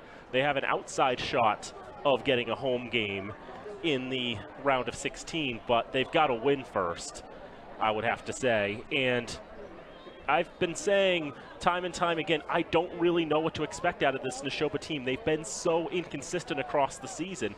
Some weeks they've been very tough to beat. Other weeks they've been not up to snuff.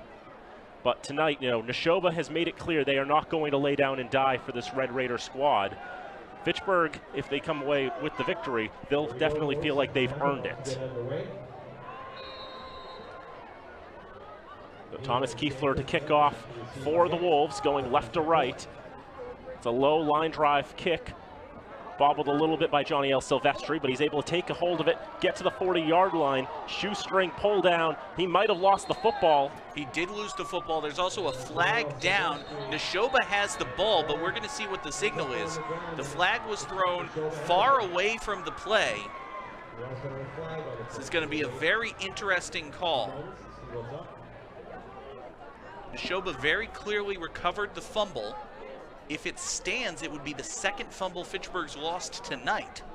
Well, the longer the conference goes on, the better the result could be for Fitchburg here. Right, because they would be trying to figure out, spots of the foul, where Fitchburg would get the ball. You see, the Raiders are clapping. They're liking the tenor of this conversation. It's happening at the right side 40-yard line. We will get the word from our referee in a moment.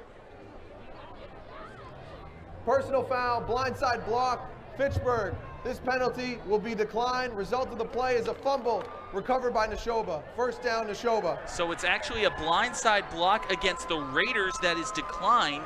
We'll see if we can, it might have actually been right there, but we'll see if it comes up on the replay here. But you see Silvestri just lost the ball, falls right into the arms of the Wolves. So what were they talking about for 10 minutes? That's if it's on Fitchburg, it's like they're not going to give them the ball. And so Nashoba, they'll get the ball to start the second half instead on the fumble, but on first down they get nothing and then some.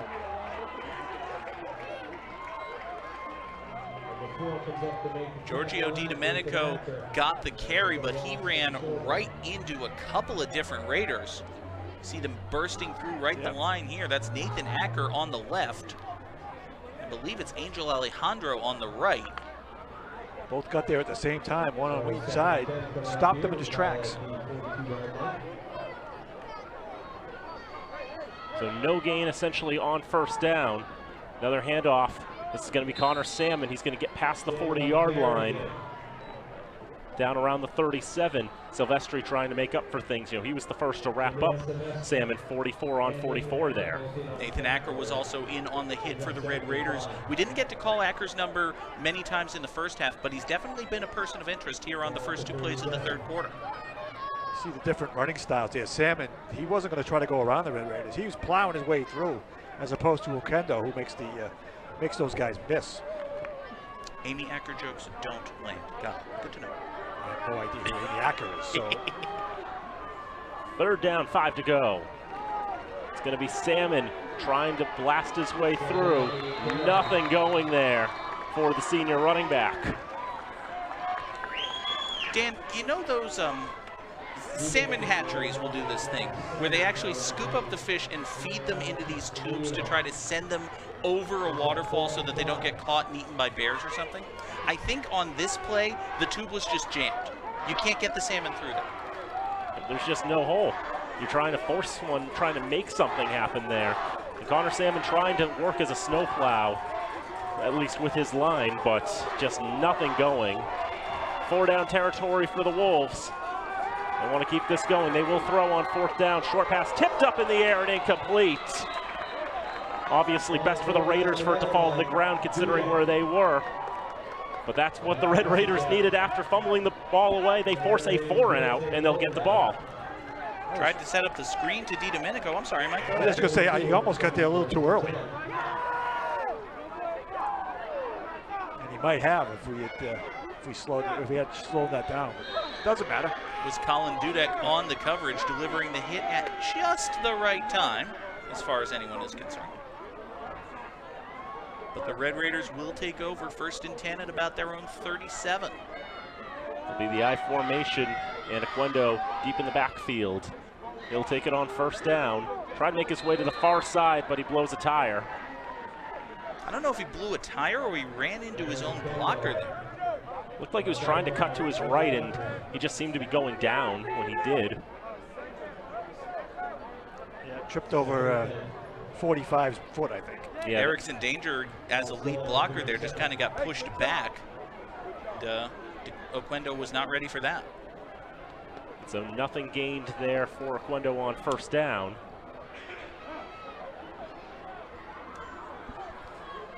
And after the Raiders break the huddle, it'll be 2nd and 10. Looking for some yardage here on 2nd down. Back to the shotgun they go. They've got Santana in motion, but ultimately they'll go Oquendo up the middle, up the right side. It'll go past the 40-yard line, but it's going to bring up 3rd down. You know, Mike, the Raiders have tried this. They did it once. The first time they sent the receiver in motion like this was the quick pass to Thomas, and that got a big gain. And since then, they've faked it, 4 or 5 times. I think it's about time to actually go back to that. Do the jet sweep, do the quick little touch pass, because I don't think Nashoba's respecting it that much anymore. I think they're just keying on number 1 if he's in the backfield. That doesn't matter where anybody else goes. Yeah, if you want to give the ball to somebody who's not Oquendo, go ahead. That's fine. We'll figure it out. We'll deal with it later. But we're going to keep our eyes on number 1. That's you're probably about right there. So Bolak's going to tuck and run with it on 3rd down, and he does not get to the flank as he wanted, and Connor Salmon's the one who blows that up in the backfield. Sometimes you're the salmon, sometimes you're the bear. That time Connor Salmon, he was the bear. Straight quarterback sweep, and Nashoba just sniffed that out right away. It was a tough play for Bolak. He had Oquendo as a lead blocker, but Oquendo was tied up trying to get to Giorgio DiDomenico. Salmon came from that linebacker position and just blew Bolak up. And now the Red Raiders will have to kick it away, and as Dan mentioned, long snapping has been an adventure for them this season. We'll see what they can do here. Try to get the right personnel on the field first. Kiefler waiting at his own 35-yard line. a bit low, but they are focused primarily on the blocking, and Kiefler's going to let this one go. And it will roll to the 16-yard line. That's one of the things that's at least helping the Raiders, is that Nashoba has no interest in trying to block it. It's a great kick, too, by McCloskey. Got a lot of leg into it, and he also kicked it away from Kiefler so that by the time he got near the ball, it had already hit the ground and turned into a bomb. And got a nice roll at the end of it. Picked up an extra 15 or so yards on the roll. So forces Nashoba to start way back at their own. It's about a 50-yard punt, isn't it, Dan? Yeah, 47 yards is what I got. By far the worst starting position for the Wolves tonight. There you go. So on first down, I'm looking away, so fill me on that one. Handoff to Salmon, straight up the middle. Colin Dudek made the hit. It's a gain of about 2. And I'm right this time. I swear it's actually a handoff to Salmon. You are correct, sir. Aha.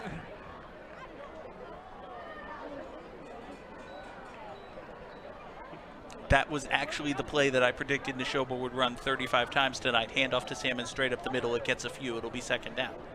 They finally ran it. They did it, got some yards out of it.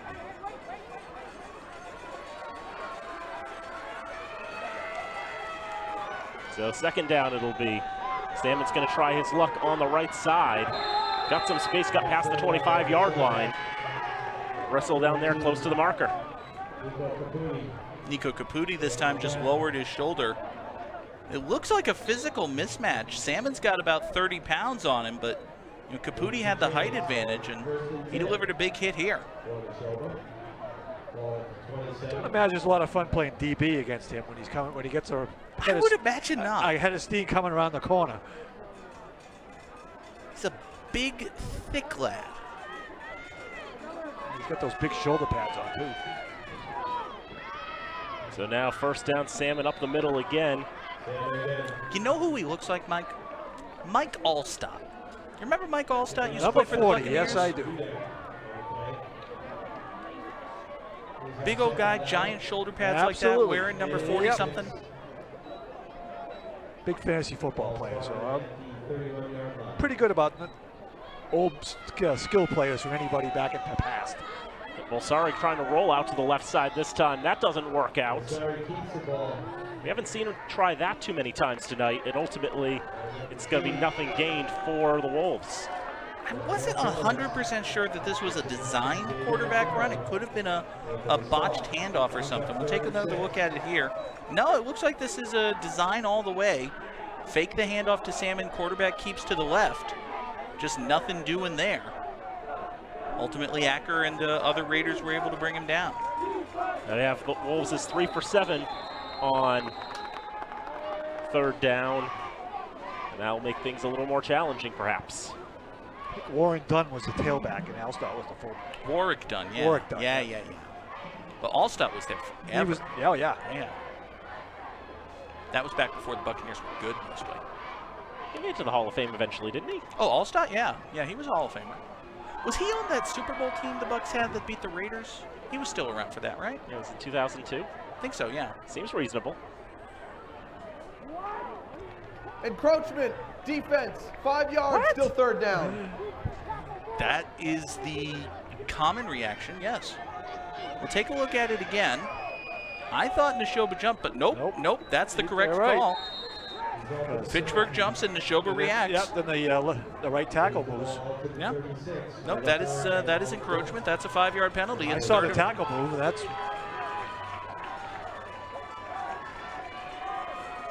Brings up now a third and manageable one. Nashoba will very much manage to get the first down on that. That time they just went with the direct snap, Mike. They just didn't even bother the quarterback touching the ball. It's like, we're giving the ball to Salmon, just snap it to him. the turf monster might have saved the touchdown. Nope, once somebody got out, grab the foot on the way by, or he's gone. Had one man to beat, and you saw him get up, and he knew it. They're going to run that play again. And of course, when you try to duplicate your success on that one, the second time it's not as successful, but gets a yard or so on that one. It's another example where I'm looking down and trying to fix my stat sheet. So yeah, once again they go from this, almost a, I don't know if you want to call it a wildcat formation. It's going to be a, halfback plunge straight up the middle, just with a very, very big halfback.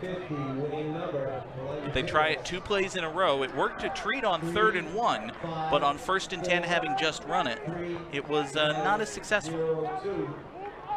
We tick under 4 to go, 3rd quarter, 29-22.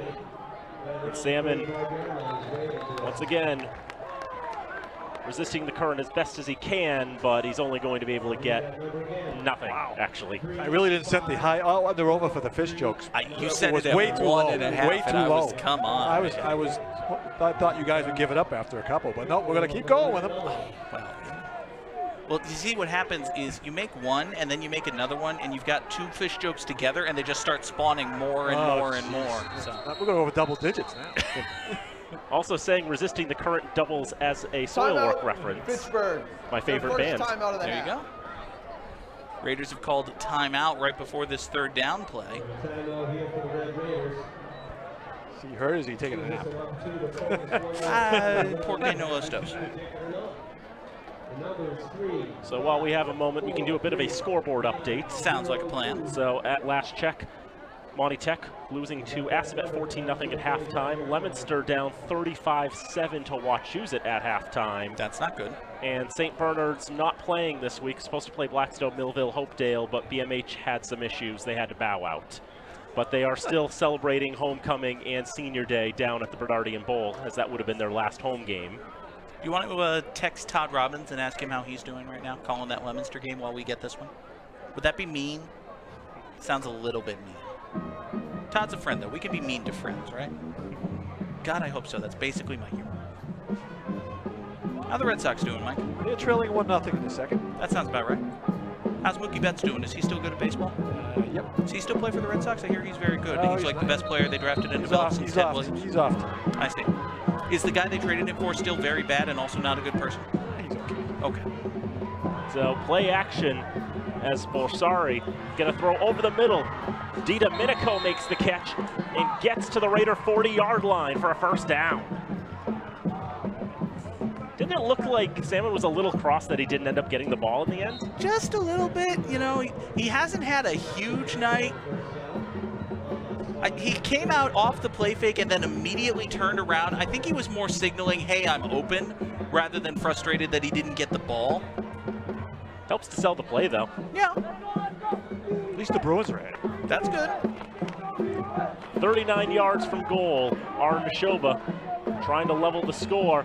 As Salmon lost the football, and this time, Fitchburg does have it. Falls right into the arms of Colin Dudek.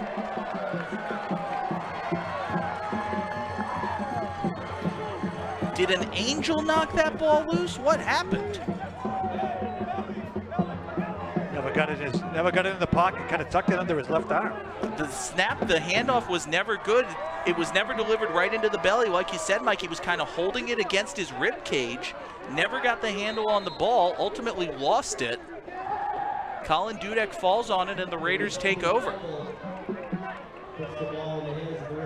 So the Raiders will happily take the ball back here. From the 37, here's Aquendo up the left side. Aquendo forced out at midfield. It was Salmon who made the tackle. No rest for him. Wasn't entirely his fault, the fumble. Now he's got to go back out there on defense, bring down Anthony Aquendo, which has been a very tough ask for anybody on this Wolf defense.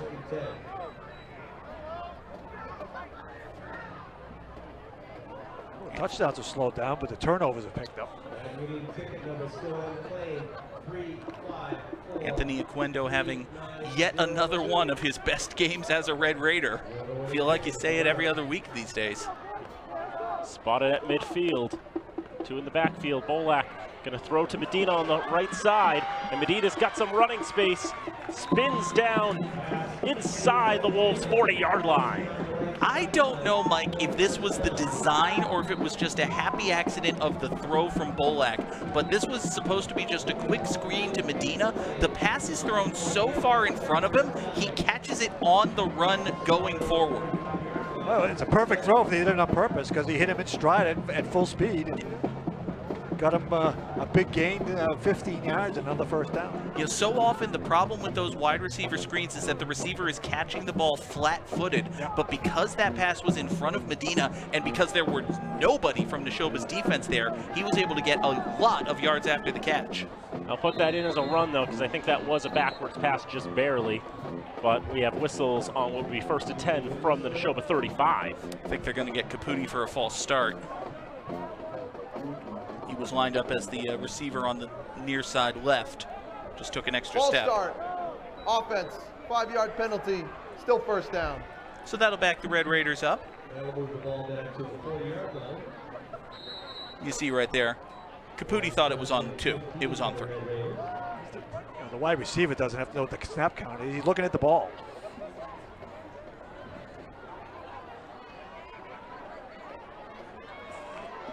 So we'll bring it to 1st and 15. Me and my spreadsheet are having an argument about the fine details of math. But again, 2 in the backfield. Bolak's going to take himself up the middle. Just holding it out there for Gwendo, but ultimately Gwendo doesn't take it, and Bolak will run with it himself up the middle, get some yards.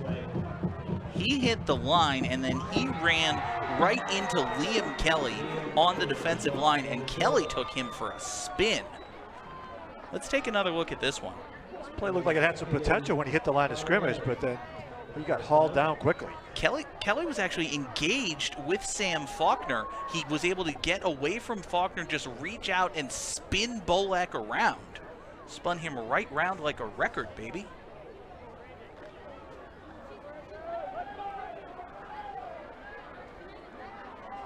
Is that 33 1/3 or 78? No, that was a 78. 40, he was going fast. 45s.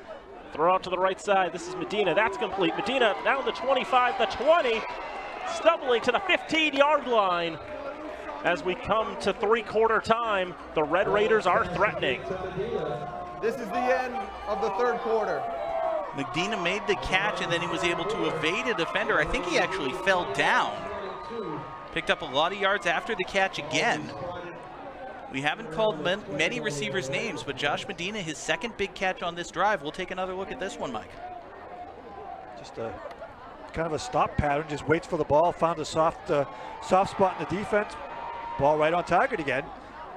Medina catches it. Good run at the end of the play. And it was indeed Hunter Bernard, the freshman on defense, who actually lost his footing and couldn't bring down Medina. As we reach the end of the 3rd quarter here from historic Crocker Field, we will thank once again our fantastic crew on FATV. Our director this evening is Nate Glennie, the executive director of FATV as well. Travis Falk running audio and graphics for us. Todd Govan handling replay duties, doing a fine job as well. And our excellent camera crew bringing you all the action. Kevin Newey, Jared Roberts, and Matt Sinclair. You can see Kevin and Jared up top, here on top of the press box. And I think Jared's about to point himself at Matt. I saw him move. I saw that pan, Jared. It's a good off-air pan. And there is Matt. Kisses to the crowd. Now that camera's pointed right at us, so we might be in trouble here in a minute, but you know, it'll be fine. They all look very comfortable tonight. Yeah. Wait for a couple weeks. Hey, it's late October and it hasn't been cold once. I know. Like all year. I think there was one 40-degree morning. And there we are. There we are. There we are. We predicted it. The pole's in a perfect spot. Exactly. Let me just position myself right here. So, okay. I'm taking you. Okay. This is Aquendo on 1st down. Now he's reversing direction. He found some room to work with here. Aquendo still on his feet. Anthony Aquendo to the end zone. Touchdown, Red Raiders. 5th of the night. And that had no business finding the end zone either. Michael Guthrie is down on the far side of the field. But this, it's not the longest, Dan. This might be the best run of Anthony Oquendo's Red Raider career. He should have been down right there. I think Fitchburg gets lucky. That blindside block, they did not call. He should have been down once, got away with a block there, should have been down again. Finally takes it into the end zone. As you said, Dan, his 5th touchdown of the night. You know, we've talked about how the Raiders have a number of threats on offense, and it's true, they do. Lucas Bolek has added a new dimension to this team as the season has gone on. Having Colin Dudek in the backfield as an additional threat, as a lead blocker, is so huge. But that man right there, take a selfie with him. Anthony Oquendo is the man to watch in the Fitchburg backfield, and he is putting on a show tonight. As Michael Guthrie's back up on his feet, trying to hop his way off the field. Again, we'll hope he's all right. 15 carries, 295 yards, 5 touchdowns. That seems good. That seems good. That's a career. McCloskey will come on to attempt the extra point out of a Santana hold. Raiders want to make this an even 14-point lead. High snap, but Santana gets it down. High kick, but McCloskey gets it through. What is it about the early stages of these quarters, guys? First play of the first quarter goes for a touchdown. Early in the second quarter, we had a whole bunch of touchdowns. And now the first play of the fourth quarter, which Dan was kind enough to call as I was goofing around instead of doing play-by-play, goes for a huge touchdown and puts the Raiders back up by 2 scores, 36-22. We'll ready your next fish jug. I was trying to position you behind the Oh, pole. yeah, I forgot about the shot, yes. I was behind the pole. The timing got messed up there, but at least we had it covered. That's right. Because Dan Bolek is an actual professional, and I am a schmuck who just winks stuff. But Gooks does have play-by-play for the rest of the game. So now we're just going to go, it's going to be 36-22 is the final. Bunch of handoffs up the middle. Now everything's going to calm down, right? Right? Well, we went through that third quarter without any scoring. That's true. But still, the first play of the second quarter, the huge play, after you had predicted, you couldn't write that. Oh, this has been a memorable night. And hey, there's still 11:47 of football left to play here. Who knows? Keeper set back deep to return the kick. This one is a low bouncer from McCloskey. They want nothing to do with him. Cameron Hill will just fall on it. It took 3 quarters, Mike, but I think Fitchburg has finally learned how to defend these kickoffs. Don't do it. Don't kick it in the air. Now, you don't always get that nice tricky bounce where the guy has to tie it up for a face-off, but that's you let the other team start at their own 27-yard line every time. I think most coaches would happily take that, yep. Especially when we've seen the alternative. Lessons learned. So James Borsari and the Nashoba offense come out 1st and 10. Handoff goes to Salmon. He breaks into the second level. He's got some blocking. He's across the 40-yard line before finally being brought down. Thought for a second that Salmon was going to take it to the house. But it is good enough for a first down for Nashoba. So they'll move the chains, and the Wolves are not quite content to run out the rest of this game just yet. No, not just yet. You see Salmon just finding holes on the right side. Some good blocking there. Oh, that time the turf monster did get him. Yeah, he had a lot of grass in front of him. Plenty of blockers, just couldn't keep his footing. Looked like he stepped on where the painted part was, and his foot just slipped from underneath him. He tripped over the 40-yard line, essentially. This time he's brought down after a gain of about 5 or 6. Somebody lost a balloon, just floated right past the press box. Very sad. Just a simple run right behind the left guard there. Not too much fancy about it, but Nashoba's offensive line did a good job opening up the hole. Salmon hit it hard. You'll take 5 yards every time if you're Nashoba. He's up over 100 yards on the ground tonight. Wants a bit more than that on second down. He might be back down to 99. How close was he to 100, Dan? He might have lost one just there. He was at 108. Well, now he's at 107 because that's a loss of 1. bring up 3rd down and 6. Are you at a point, hypothetically speaking, Mike, if Nashoba throws an incomplete pass here, are they at a point where they just go for it every time now, down by 2 scores? Well, I would. Where you are on the field. Now these Wolves 2-4, clinging to hope. We said they were, what, 20th place in Division 4? And we get whistles and flags before the snap here. Mr. Flynn thinks it's a false start. The guy at the end moved early. I don't know if he was drawn offside.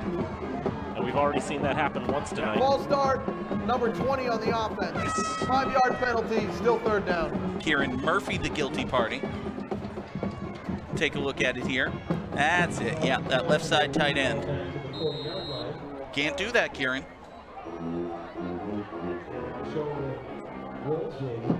Back them up to put the nose of the ball on the 40-yard line, so we'll call it 3rd down and 10 for Nashoba.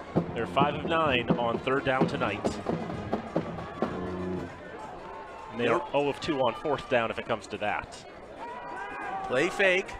Pass to the near side for Salmon. Bounces. Incomplete. Scooped it. Salmon tried to sell that he had caught it, but the pass was woefully underthrown. And it will be 4th down. It's one of those things that if he was, on the... They're going to punt. If it was going in the other direction, the other diagonal, if you will, if it was a mirror image of the placements, then that would have been fine. But he's ahead of the pass, obviously, and it's just not going to work there. I wonder if maybe that extra 5 yards from the false start was the difference. The Wolves do indeed elect to kick it away. Punt is muffed. That ball is loose. Who's going to come up with it? Nashoba indicates that they have it, but they are ever so slightly biased. The officials, however, are not, and they concur. That is huge. Darnell Thomas tried to take the punt in on the run. He just never got the handle. I think it was fallen on by Liam Kelly. Take another look at this one. Oh, it's a tumbler, and ball got through his hands before he got on him. Everybody had a shot at it, but Nashoba finally comes up with it. It gives them life because they were pretty much dead. That is absolutely huge. Nashoba gets it back. Now they want the dagger play fake going for the end zone. This time well covered. Incomplete, intended for Cameron Hill. They hit a play very similar to that for one of their early touchdowns, but this time Fitchburg was ready for it. 2 guys there on the defense. Thomas and Dudek did not bite. It's a good call, though. Gotta agree with the gumption. Play fake, go deep after a big swing like that. Yep. That time the DBs didn't come, they didn't buy the play fake, and they stayed home.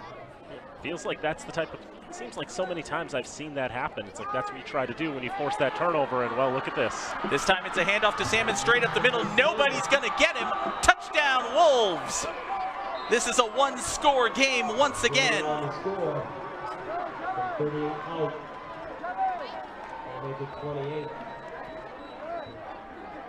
Connor Salmon from 30-some-odd yards away. Just absolutely incredible blocking, Mike. He's not even touched until the second level. Yeah, they blew Fitchburg right off the line of scrimmage, and all Salmon needs is a little hole. And for a big guy, he can scoop. And boy, he must sleep well on Saturdays because he plays every play. Extra point attempt is up and good. 9:17 to play in this one. 36-29 is the score. That's probably wouldn't be an NFL scoregami, but it feels a little weird, doesn't it? It's an awkward score line. Just, those 2-point conversions that the teams traded early on in the first quarter of play. Second touchdowns of the game for both teams. Nashoba did not mean to go for 2, but a botched snap on their extra point. They were able to run it in for 2 points, and Fitchburg answered immediately. It's the kind of numbers you get like on a Super Bowl. If you win one of those square things, I don't know anything about them. The people play for fun. But if you get 9-6, you go, ugh. Yeah, no. Ugh. No. I mean, if you get 6 and 9, it's nice, but you're not going to win. You're not going to win. You're not going to. You're going to win a participation trophy. That's all you're going to get.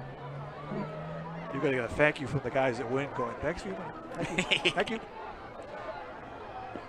So, again, no guarantees here. We don't know exactly how the seeding is going to work out, but for Fitchburg coming in ranked number 12 in Division 3, a win, and they have to feel very good about their playoff positioning.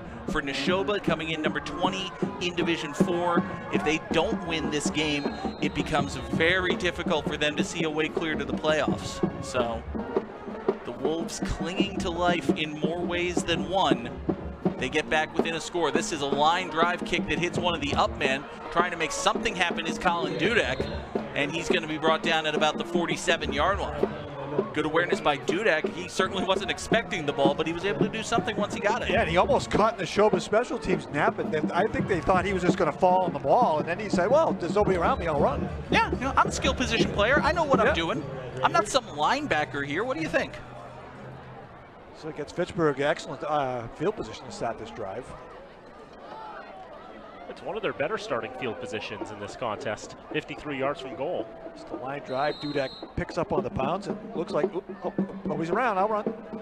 Yeah, if you're going to give me free yardage, I'll take it. I'm not opposed to free yardage. Takes a free 8. It's free real estate, after all. 1st and 10, Fitchburg at their own 47-yard line. Oquendo is the single back in the pistol, takes the handoff going to the right. Turns the corner, ducks out of bounds across midfield. It's a gain of about 6. However, there is a flag on the play. This one's probably coming back. Hold, offense, number 78. 10-yard penalty, replay first down. Orion Cox, the guilty party that time. We'll see if he grabs somebody by the belt or somewhere else. It negates what would have been a very good run by Anthony Oquendo. You see right there, Cox reaches out with his right hand, grabs the right shoulder pad of Liam Kelly, and that drew the flag and the infraction. 10 yards from the spot, backs the Red Raiders up to their own 37. It'll be 1st and 20. Dudek goes in motion to the far side. Oquendo is the single back. A lot of miscommunication at the snap. I think 2 or 3 Raiders mistimed the snap count that time. Ball start, offense, number 78. 5-yard penalty, still first down. Mike, do the end zone they want to go is that way? Yes. As the great Curly Howard once said, they're going the wrong way. Remember the last time that the Raiders committed back-to-back penalties to start a drive? They scored. Yeah. Well, you know, who knows? It'll be 1st and 25 now. Dudek goes in motion again. This time Oquendo takes it to the left side. Slips out of one tackle, tries to cut back to the near side, but he is wrapped up and dragged down. Plenty of credit to Jax Christman there. He was able to nail Oquendo at about the 37-yard line. It's a gain of 5. It'll be 2nd and 20. I've now got him at exactly 300 yards. That's a lot. Yeah. That's an awful lot of yards. A lot of work he's put in today.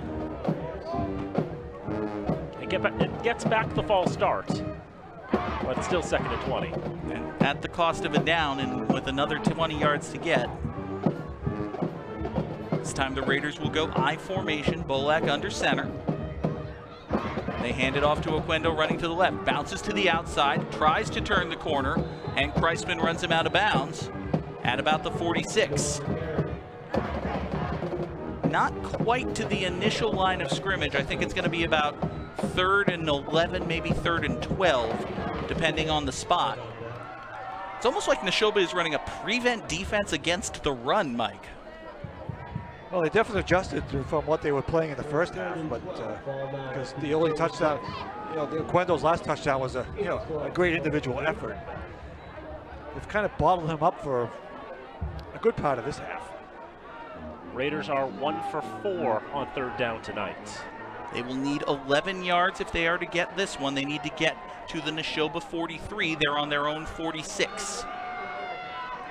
Bolek from the shotgun has a man on either side. Play fake, wants to keep it himself. Looks to his left, pumps under pressure, got to get rid of it, throws to his left, and he throws to the Nashoba sideline, where it is intercepted by a man who was not on the field to begin with, so it's an incomplete pass. Malone DeHame ends up pulling that in, but he didn't start the play on the field, so won't get credit for that. You know, I hear they're experimenting with in-play substitutions, but not yet, not at this level. They have to hold a tag rope. And Exactly. Bolek, honestly, Mike, he's really lucky you just threw that one away. He was under a lot of pressure when he finally got rid of it. And now Fitchburg's much maligned punting unit will come back out. As you said, Dan, Nashoba has not brought any pressure against Fitchburg's punting. They look ready to line up for a return here. The two that McCloskey's kicked, he kicked it very well. Thomas Kiefler sets up at about his own 25-yard line. McCloskey loses the handle and just pumps it straight up. Oh, what are you doing? That ball looked like it was taking a big Fitchburg bounce, Mike. Why would you do that? I mean, honestly, everything kind of went sideways once McCloskey lost the handle on the snap. He hurried, he got the kick away, but it went straight up in the air, bounced at about midfield, looked like it was going to roll for another 15, 20 yards downfield. That was going to roll down to about the 20-yard line. That had some good spin forward. Brain cramps do happen, especially on plays as broken as that. So at the end of the day, Nashoba has it 1st and 10 at their own 45-yard line. Handoff comes to the near side. Only a gain of a few for Giorgio DiDomenico, who has been a very busy man all night. Dan, am I reading this stat sheet right? He had 4 carries for 20 yards on the season coming into today? That's what I've been told, or at least that's what they've entered into the TNG. Tonight, DiDomenico has 7 for 36 on the ground and 2 catches for 26. They're definitely involving him in the offense a lot more tonight. I think they do realize they can't just keep giving it to 44 all the time. Wolves down by a score, 7:15 to play, 2nd down and 7 on their own 47. Kiefler goes in motion, handoff comes to the near side. There is a swarm of Raiders surrounding the ball carrier, and he's brought down at a generously spotted no gain. DiDomenico took that one and got a gentleman's 0 for yardage. Up the middle, and there's just a sea of humanity and nothing more than that. And right into the back of one of his own offensive linemen. Sam Faulkner, who's been a stud on both sides of the ball, blew that one up right from the jump. Faulkner there, big number 73. He's got a size advantage on pretty much anybody Nashoba lines up against him. But now it'll be 3rd down and 7 for the Wolves. Borsari goes from the shotgun. He's got Salmon to his left. Fakes it. Comes to the near side. Fitchburg did not bite. Nathan Acker was all over him. That is a huge loss. Takes 8 yards away from Nashoba, and even with 6 minutes left on the clock, down by a score, the Wolves will kick this one away. Yeah, I like that play call at all. Running him left. They tried the option. Borsari kept it himself. The Raiders were all over it. That's a huge defensive play by Nathan Acker. Now Kiefler's kick, taken in at about the 26-yard line by Medina. Trying to make something happen, reverses field. There is a flag down. There is another flag down. Medina is blown up at the 40-yard line. There are a lot of words there from Kiefler. That's going to be a 3rd flag. Flags thrown all over the place. The flag fest.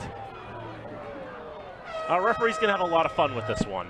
I think at the end of the day, it's all going to come out in the wash, unless you've got one as an after the foul. I think the two that are down by the inside the 30-yard line are both illegal blocks or holds or whatever. But I think so they'll probably enforce. But the unsportsmanlike that's going to come on the show is probably going to wash this out.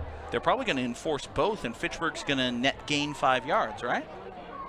From the spot, yeah, probably. Yeah, because it'll be 10 yards from the spot of the illegal block in the back, and then a 15-yard personal foul against the Wolves. Well, let's check it. There are 2 fouls on the play. During the return, block in the back, return team. That will be assessed 10 yards from the spot of the foul. After the play was over, on sportsmanlike conduct on Nashoba number 11, that penalty will be assessed 15 yards from the end of the first enforcement. First down, Fitchburg. I think Keithler was incensed, but I don't know if the penalty will be incensed. So anytime you've got a receiver like reversing field and Yeah, you're almost invariably going to get a block in the back when they start running sideways to sideways. so at the end of the day, they go from the spot of the block in the back. Now this is after the play. Keithler's the one who comes up, makes the huge hit on Medina, Which was high to start with. and then he just stands over him and he's jawing at him, and you can't. They don't want you to do that. I mean, through my binoculars, it was quite obvious how that was going to turn out.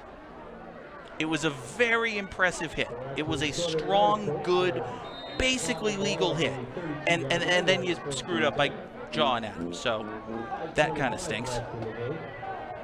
So now Fitchburg has a chance to salt this one away, either by putting points on the board or just running the clock. They have it 1st and 10 at their own 32. Motion to the near side. Handoff goes to Oquendo. Tries to find a hold of the right side. Got a pretty good gain before he was finally dragged down from behind by Connor Salmon.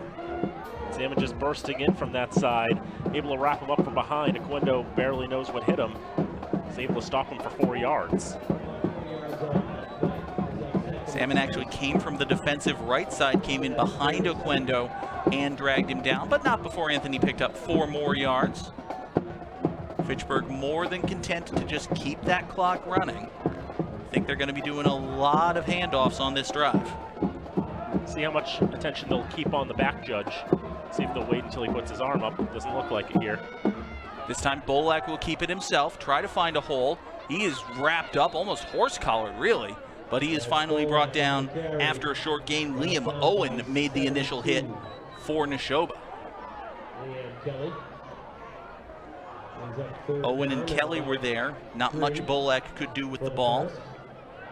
He did get, 3-4 yards though. It'll be 3rd and 2. It's going to be fairly manageable from here. And we will cross over the 4-minute mark before Fitchburg even, given the tempo, they're going to run out this clock and then take time out. They're going to take it all the way down. There's no way they're going to get this play off if they try to get to the line of scrimmage. Back judge still hasn't put his arm up though. Now he finally has. There it goes. Raiders come to the line on 3rd and 2. I think they just want to see the set maybe. Nope, they're going to hand it off. Straight up the middle. Well, they've got the first down. Thought they were going to call timeout. Maybe Nashoba did too. Fitchburg decided to snap the ball. It was a good decision. Colin Dudek's got the first down. That was a generous play clock. They took an awful long time. Keeping this drive alive. Oh yeah. Was waiting forever for the back judge to put the arm out, but he eventually does. Dudek hasn't had many carries tonight, but that's a very important one to get that first down. That's huge. It's only 3-4 yards, but when you look at the clock, it's easily 2 minutes. Yeah. Unless Nashoba starts calling their timeouts. Yeah, I think the Bears are going to have to start using their timeouts here. I'm sorry, the who now? Oh, the Wolves. There you go. Bears, Wolves, Lions, Tigers, Bears. Oh my. Anthony Oquendo, there's a flag down on this one as he crosses midfield and gets into Wolf territory. But I think they're going to back him up. Yep, indication is a hold against the Red Raiders. Holding, offense, number 55. 10-yard penalty, still first down. Emmanuel Jellin, the guilty party. Call it after Oquendo already got past the line of scrimmage, so won't take off the full 10. See right there, he's just got a handful of jersey again. Still keeps the hand on even as the flag comes in. Poor Brody Flannery, there was nothing he could do. But it is from the spot, so it was 3 yards upfield, bring up the interesting 1st and 17 for Fitchburg. Now Bolak hurries up, he'll take this snap under center. And hand it off to Oquendo coming to the near side. And he is wrapped up and dragged down in the backfield. Connor Salmon, guess who? My goodness. And now the Wolves take their first timeout of the half with 2:37 to play. Nashoba. Salmon has been everywhere on offense and defense. This time he's got one hand on Oquendo. The rest of his body is on the ground, and he's not a salmon, he's a boa constrictor. He just wraps himself around Oquendo and drags him down to the turf. Stalling his progress, preventing him from getting anywhere. And yeah, if it's going to be anybody, might as well be Salmon being the one making those tackles.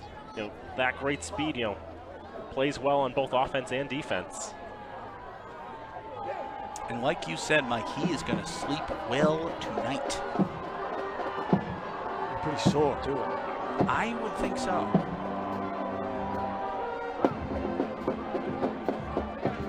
Well, if you're Fitchburg, the worst thing you want to come out of here is with making Nashoba take their last 2 timeouts.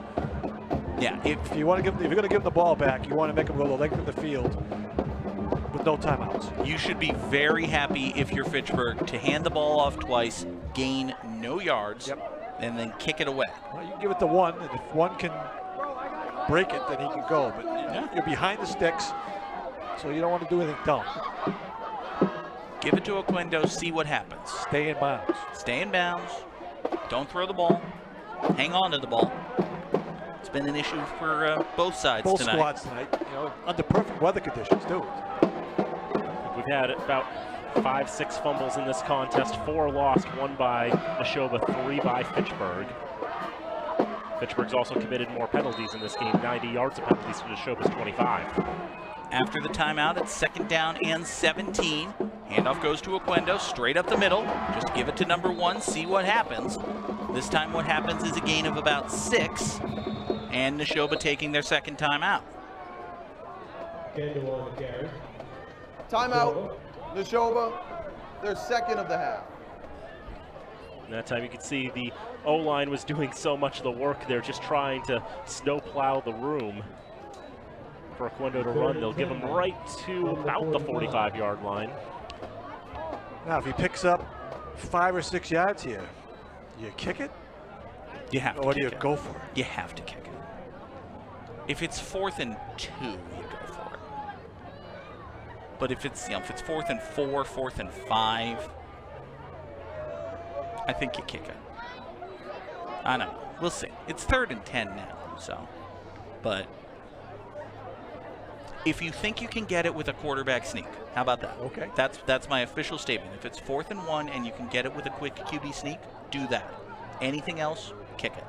Also note that the marker is dead on the 45-yard line, so you have an actual line on the field as a target to aim for. Always helpful. One day. We don't have the yellow line yet on. No, we don't have the yellow line. Okay. We don't have the pylon cam for 1st down. That is so cool. Okay. Should make it known that FATV does accept donations, fatv.org. I'm going to donate my entire paycheck toward the pylon cam. I will also do that.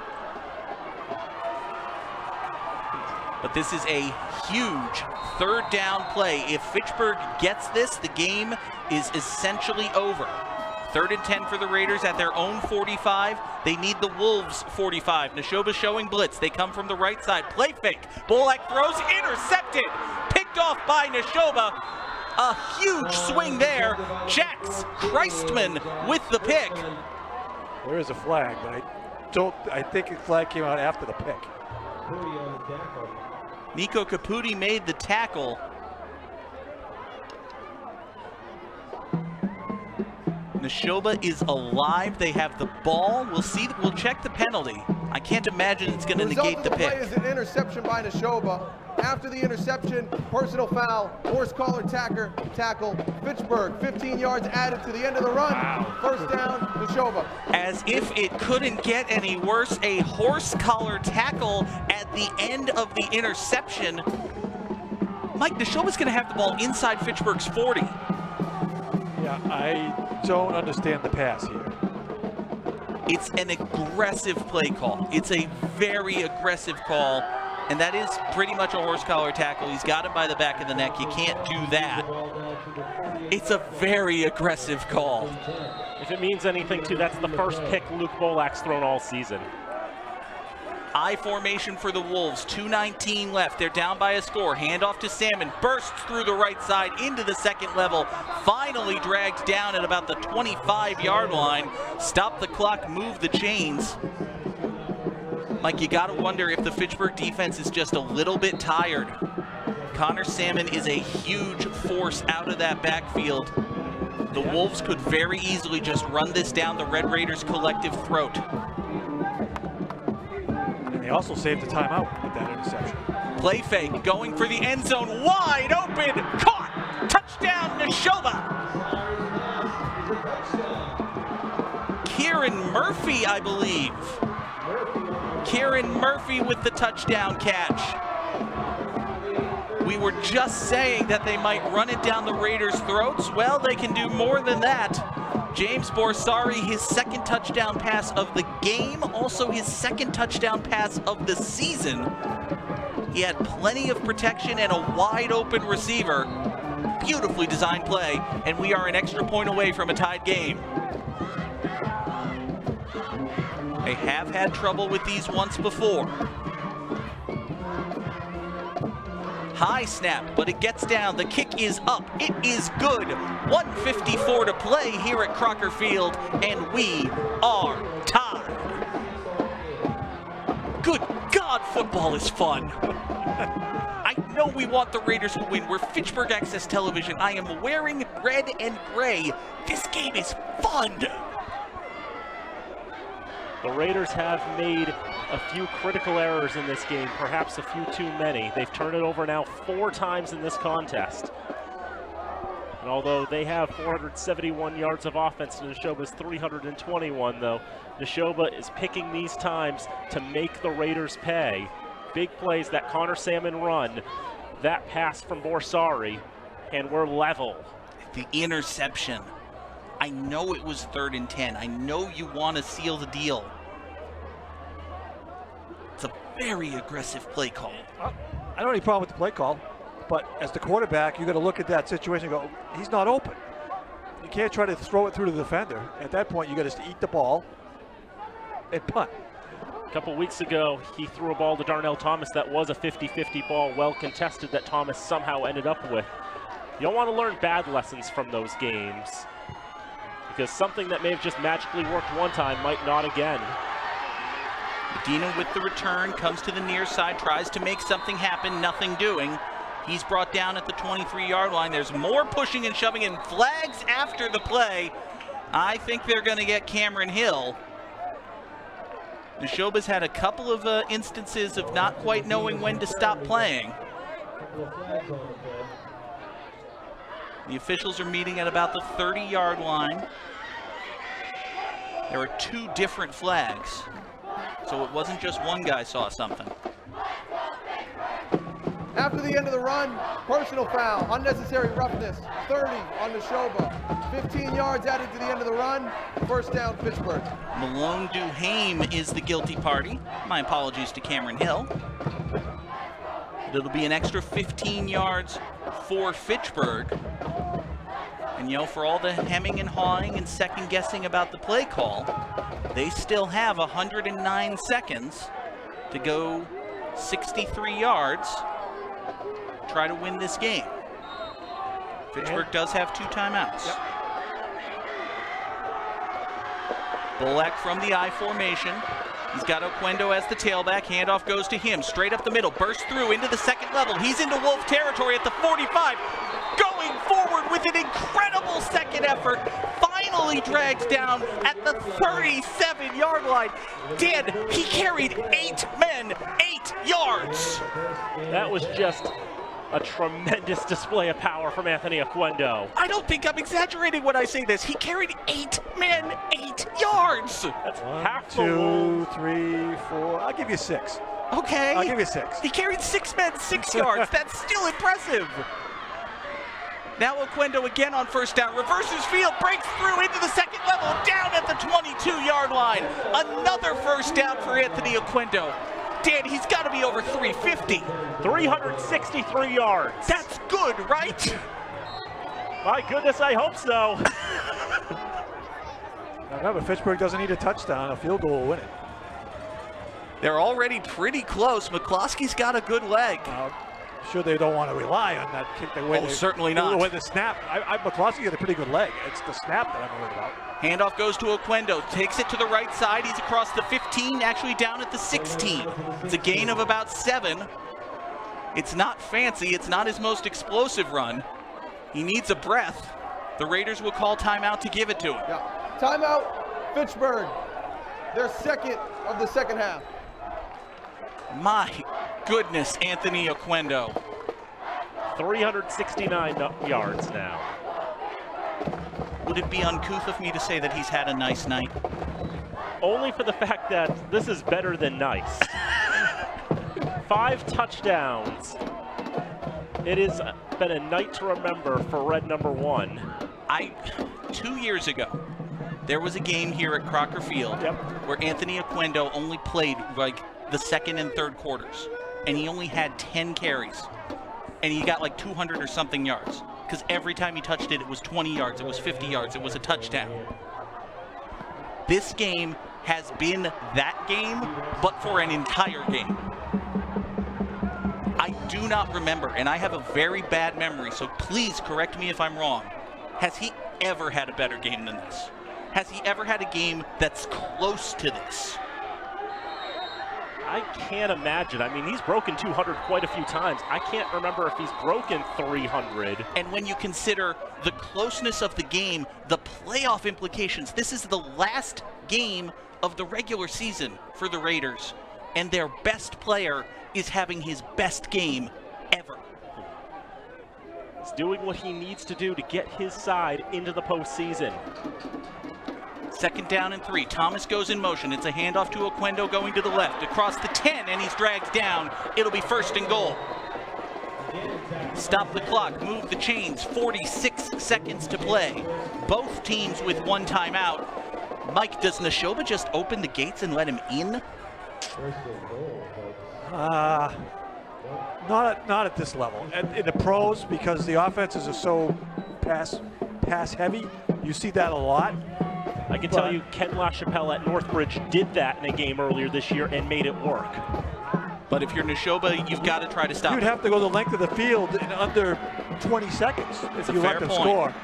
Oquendo on 1st and goal. He's across the 5. He's down at the 2. It takes half the Wolf defense, but they do get him down. 16 seconds left. Fitchburg just took their last timeout. It's basically an extra point now. So you're in the huddle now. You're going to say they're going to give the ball to 1. No question. 1's going to get the ball. The discussion in the huddle now is if he doesn't get in, you've got to get to the line of scrimmage and spike the ball. If he doesn't get in, there's 16 seconds left. There's 15 seconds now at the snap. I think if you run a play that isn't a field goal, it has to be a pass. Because, you know, the defensive huddle, they're saying, okay, if we stop them, don't get up. Yeah, if we stop them, we're going to overtime. Yeah, don't get up. Until they pull you off that pile and make you get off him, stay down.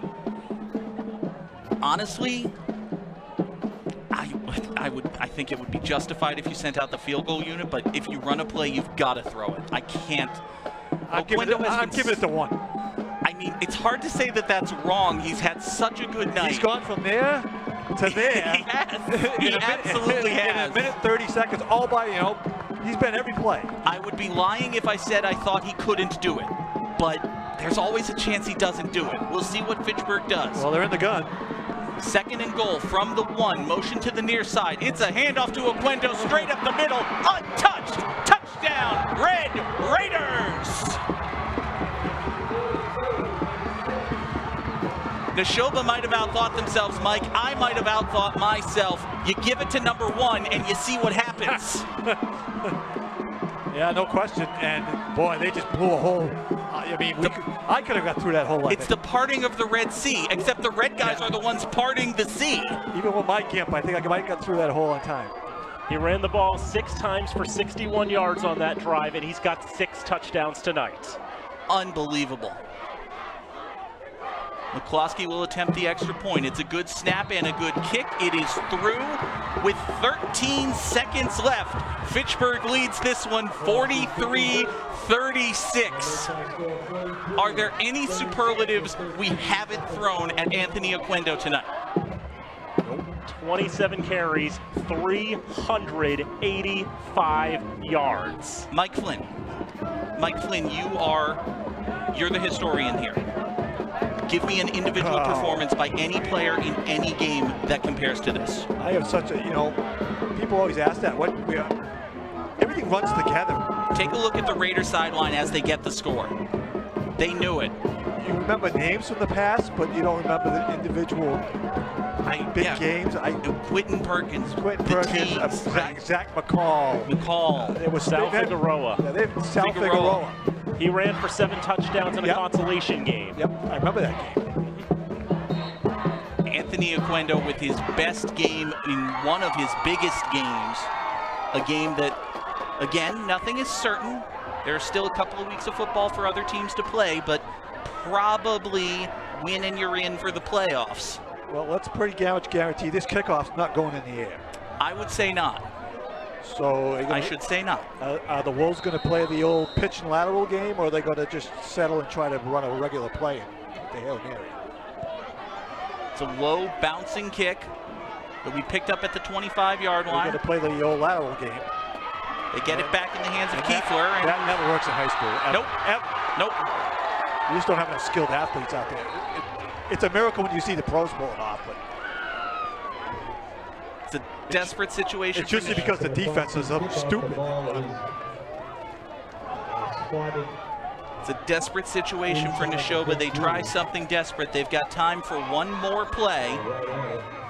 I don't know what you have in your playbook for 1st and 10 at your own 15, 6 seconds left in the game, and you need a touchdown. Probably go like with a hook and ladder and hope somebody busts one, but Fitchburg's going to have 3 or 4 guys back 40 yards off the ball. Nashoba does have 1 timeout if they can get a playoff in 5 seconds. Anything that takes 5 seconds or less isn't going to get that many yards. But we'll see. This is in all likelihood the final play of the game.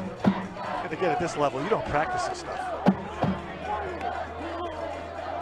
4 receivers for the Wolves. Salmon in the backfield. Back to pass, just chucks it deep, and it is intercepted by Santana. Put your knee down. Wait, if he scores, that's the max points. Yeah, but if he fumbles. There are playoff implications if he gets in the end zone. He's going to be tackled at the 20-yard line. That's the final play of the game. Fitchburg wins this one 43-36. What a game. What a game. After the interception, block in the back, intercepting team. By rule, the game is over. Why ball? If he had scored, it might have mattered. Who knows? It would have mattered. It would have mattered because a touchdown would have counted. Exactly. So Nashoba chucks it deep on the final play. It is intercepted. Fitchburg wins 43-36, but that man right there, Anthony Oquendo, is the story. Dan, hit me with that stat line one more time. 27 carries, 385 yards, and 6 touchdowns. The Red Raiders ran for 532 yards of offense tonight for the Red and Gray. It's about 70 fantasy points. It had to be a win. If you have Anthony Oquendo in your MIAA D3 league, get help. First of all, you need a lot of help. You need a lot of help. There's a hotline you can call somewhere. He's over 1,200 yards running on the season in just 6 games. My goodness. My goodness. Again, we talk so often about, this is the last one, the one that, Mike, we went back and forth. What do you do? What do you call? What happens if he doesn't get in? You just give it to number 1 and you see what happens. Stop him the whole drive. I'll take my chances. And honestly, the offensive line, you can't give them enough credit. Like, obviously, you've got a singular talent in the running back position, but, even Barry Sanders had blockers, Just fantastic work by the guys in the trenches for the Raiders. You can't say enough about the offensive performance tonight. And you see the two running backs there, Oquendo and Salmon meeting. And they're two completely different backs too. Oquendo is, the little shifty guy who's going to make a cut, hit a hole, and just zoom, gone. And Salmon's the big bruiser who also has the zoom, gone speed. They both had fantastic games. Salmon finished 25 carries, 159 yards, 2 touchdowns. 7 of 15 for 126 and 2 touchdowns, including, of course, that one that tied it up. Guthrie and Murphy had the receptions there for Nashoba. A little ho-hum compared to Oquendo's line, but it's a fantastic homecoming performance, a fantastic final game of the regular season performance. Almost certainly, with this win, Fitchburg will find themselves in the playoffs, probably on the road. We'll see how it all shakes out. But this team, having watched these home games, Dan, and having watched some of our coverage on FATV, this team deserves to go to the playoffs. This is a very good team. They finished the regular season 5-2. Their losses are to a 6-1 Wachusett team and a undefeated Lincoln Sudbury team. I think they've shown they've done what they need to do. I mean, not winning by the maximum 14 might be enough to nudge them out of a home game, but I think when the numbers all are finalized around Halloween, I think the Raiders will have a good enough score to get in. And speaking of score, you were talking about it in the sense of the playoff seeding, but just the points that the offense has put on the board. 42 against Marlboro, 41 against Westboro, 43 tonight against Nashoba. I mean, you go back earlier in the season, 27 and 20, but these last 3 games, Dan, this offense has really started clicking. Indeed they have, and part of that also correlates to Luke Bolak taking over the starting quarterback role as well. We spent so much of the early part of this game talking about how Fitchburg now has that extra threat in the backfield, and Bolak contributed. He did some things with his legs. He made a couple big passes, but my God, there is only one number one.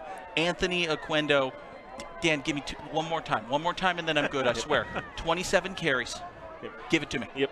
Bonafide man of action, Anthony Oquendo, set 27 carries, 385 yards, 6 touchdowns. How you like that? I like it a lot. I like it an awful, awful lot. All right, before we say goodbye, folks, we want to thank one more time our fantastic crew here on FATV, our director, Nate Glennie, Travis Falk running the audio and graphics, Todd Govan, the replay, Kevin Newby, Jared Roberts, and Matt Sinclair on camera. And we will also thank our underwriting partners who help make this and every remote production possible. FATV's remote productions are underwritten by Workers Credit Union, Rollstone Bank and Trust, UMass Memorial Health, Health Alliance, Clinton Hospital, North End Subaru, Unitil, Minuteman Press, and of course, the Sentinel and Enterprise. Mike Flynn, your final thoughts. Well, I've seen a lot of games, and this is one of the more entertaining high school football games I think I've sat through. The ebbs and flows tonight. And Fitchburg looked like this game put away early in the fourth quarter, and then the muff punt, and then they gave up 14 points and had to take it to the buzzer to win it. It's a game that we'll remember for a very, very long time. Dan Bolak, anything you'd like to say, Diesel? I mean, it's one of those things that, the Red Raiders made mistakes late in this contest. They allowed the Wolves to get back into this one. They allowed the Wolves to tie it, essentially. But on that last drive, they just gave it to Anthony Oquendo. They gave it to him 6 times, and Nashoba could not stop him. 6 touchdowns tonight for Red number 1. It is a career night yet again for Anthony Oquendo. It's one that, again, we'll be playing over again and again and again. It's not just one play, it's just the whole game. One could say that it might be 27 plays. I know I said I was good. Give it to me one more time. 27 carries, 385 yards, and 6 touchdowns. These are incredible numbers. What's the show where scored 4 touchdowns in a game in high school? What did Al Bundy said it's an that. Al Bundy night, married with children. Yes. When Anthony Oquendo is married with children, he will tell his children about 27 carries for 385 yards and 6 touchdowns. A fantastic game for him, a fantastic game for us all here at Crocker Field. For Dan Bolak and Mike Flynn, along with the entire FATV crew, I'm John Gugerty saying thank you so much for being with us. We will see you next time right here on FATV. All right, ladies and gentlemen, if we could direct your attention to the infield area.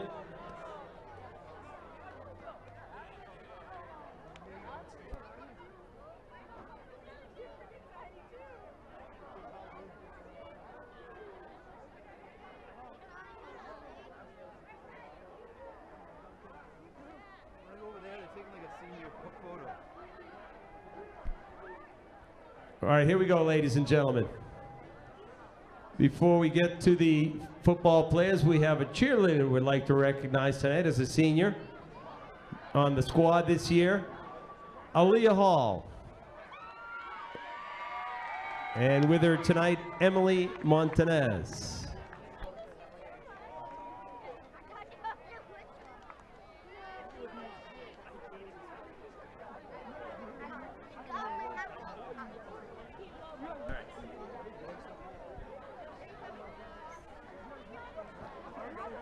Okay, our next senior we're going to recognize, and we've been recognizing him all night, Anthony Okendo. With him tonight, Anthony and Emily Okendo.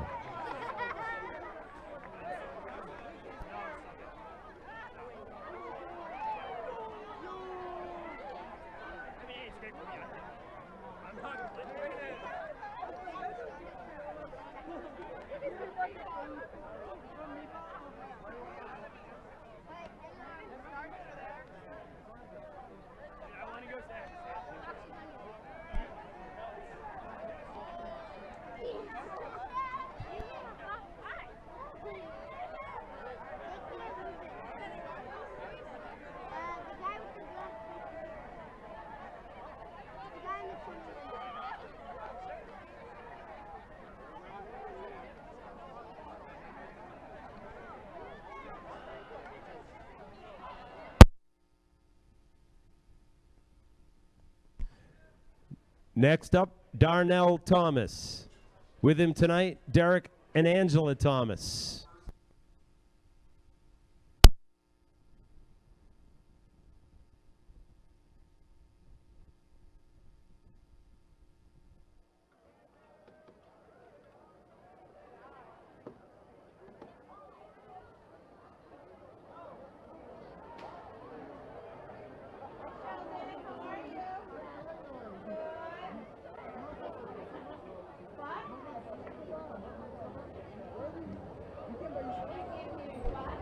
Next up, Richard Santana. With Richard tonight, Richard Santana Sr., Merida's Bermudez, his mom, Jennifer Santana, his sister, Jay Bermudez, the nephew, Jayla Bermudez, the niece, all here with Richard.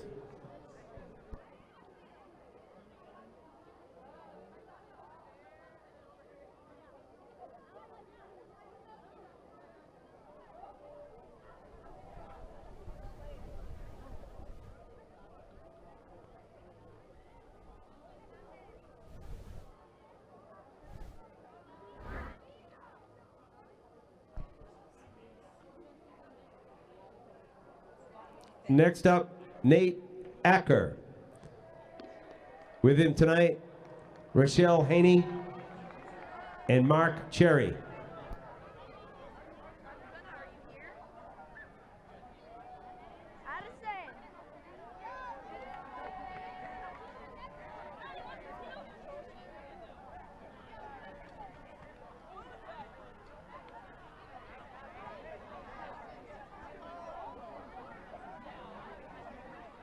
Next up, Colin Dudek. With him tonight, Richard and Wendy Dudek.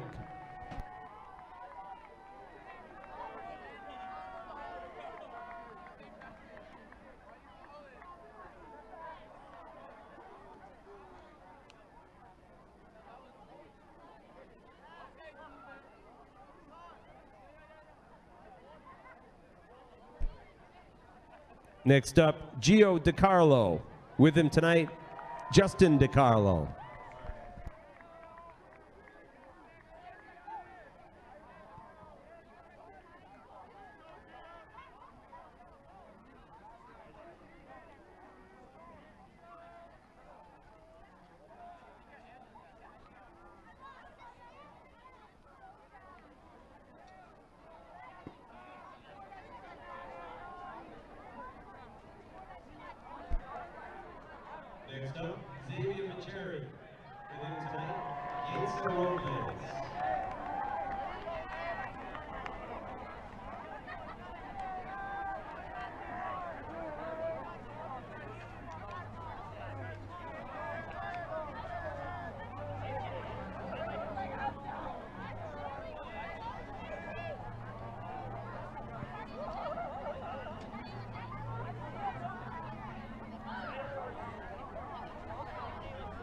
Next up, Donovan Dalio.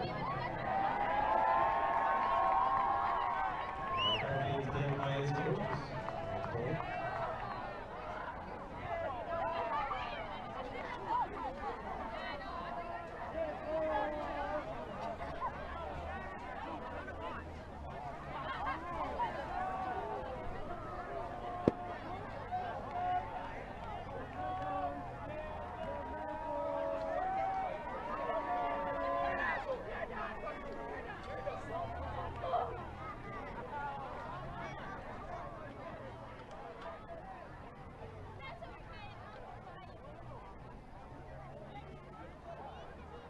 Next up, Angel Alejandro.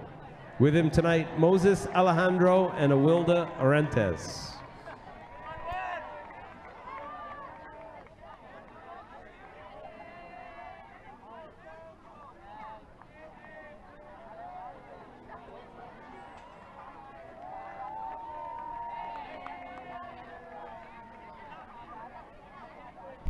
Next up, Jovan Falcone. With him tonight, Jennifer Falcone, Jalea Brown, and Carla Agosta.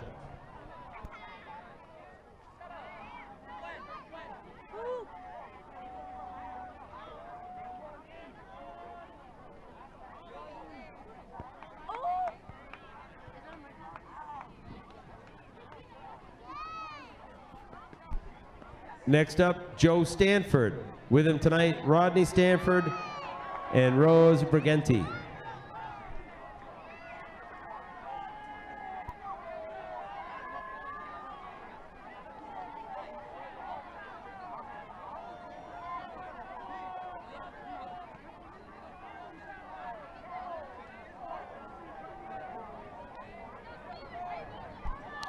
Next, Juan Cyprian. With him tonight, Carlos Cyprian.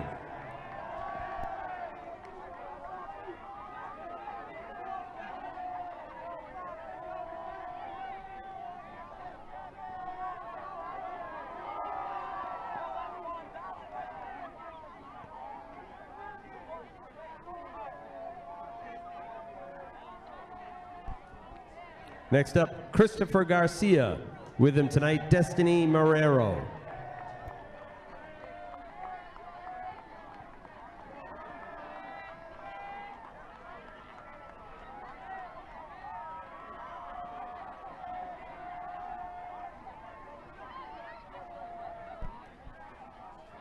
Next up, Erickson Danger. With him tonight, Chris Lopez.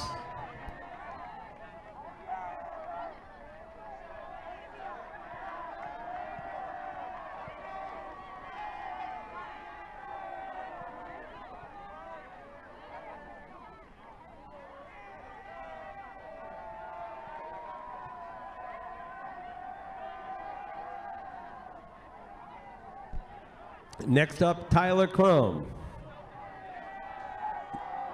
With him tonight, the coaches.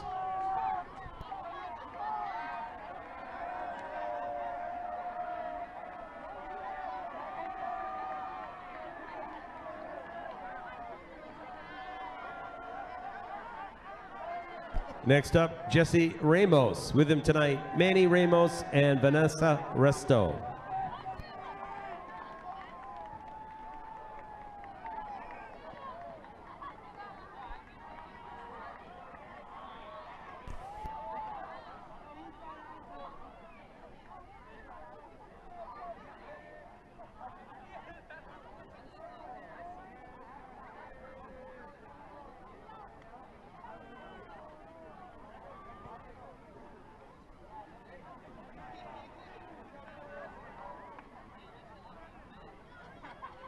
Next up, Samson Faulkner.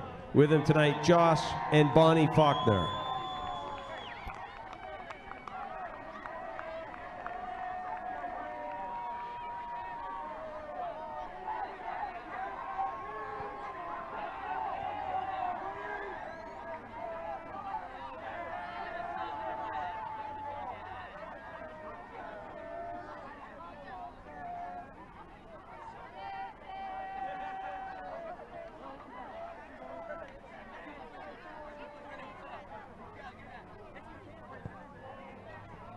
Next up, Armando Baez. With him tonight, Armando Baez Rojas and Aaron Gonzalez.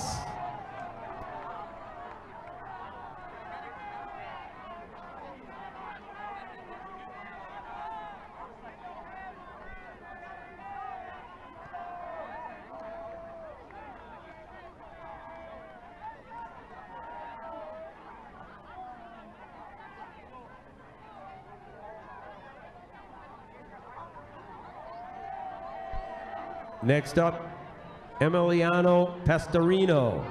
With him tonight, Adriana DeLeon and Pablo Pastorino.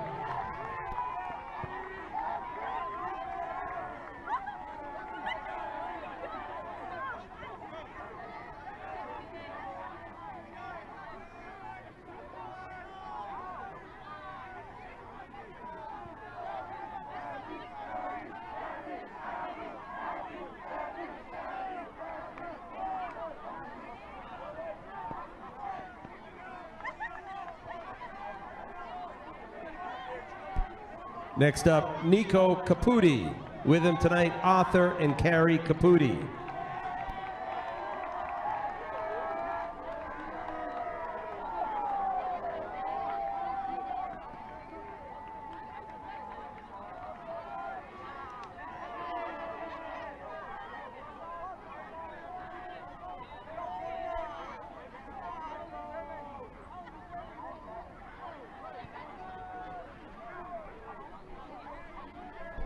Next up, Mazius Newton. With him tonight, Jessica Payne.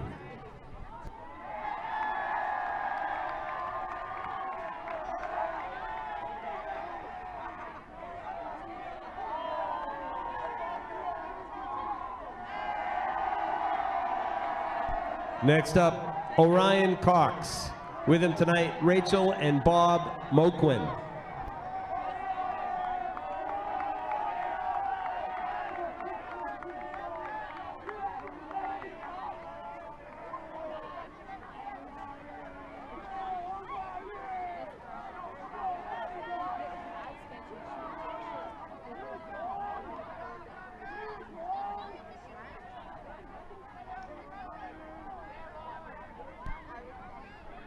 Next up, Elijah and Emmanuel Galen. With him tonight, Wendy Fenty and Leah Genlis.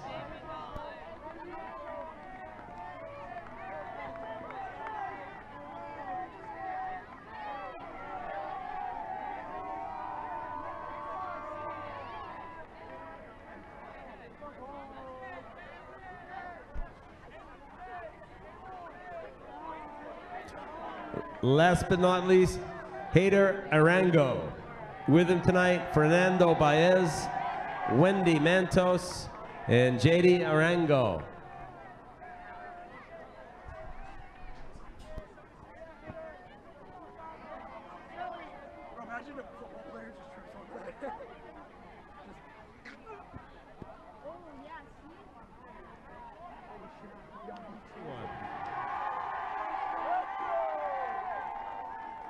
Let's recognize Alexander McCloskey. Yeah.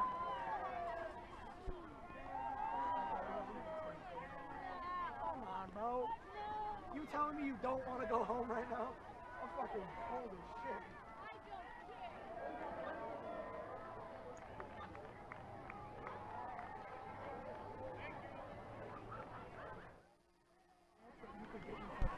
And that concludes our senior recognition tonight.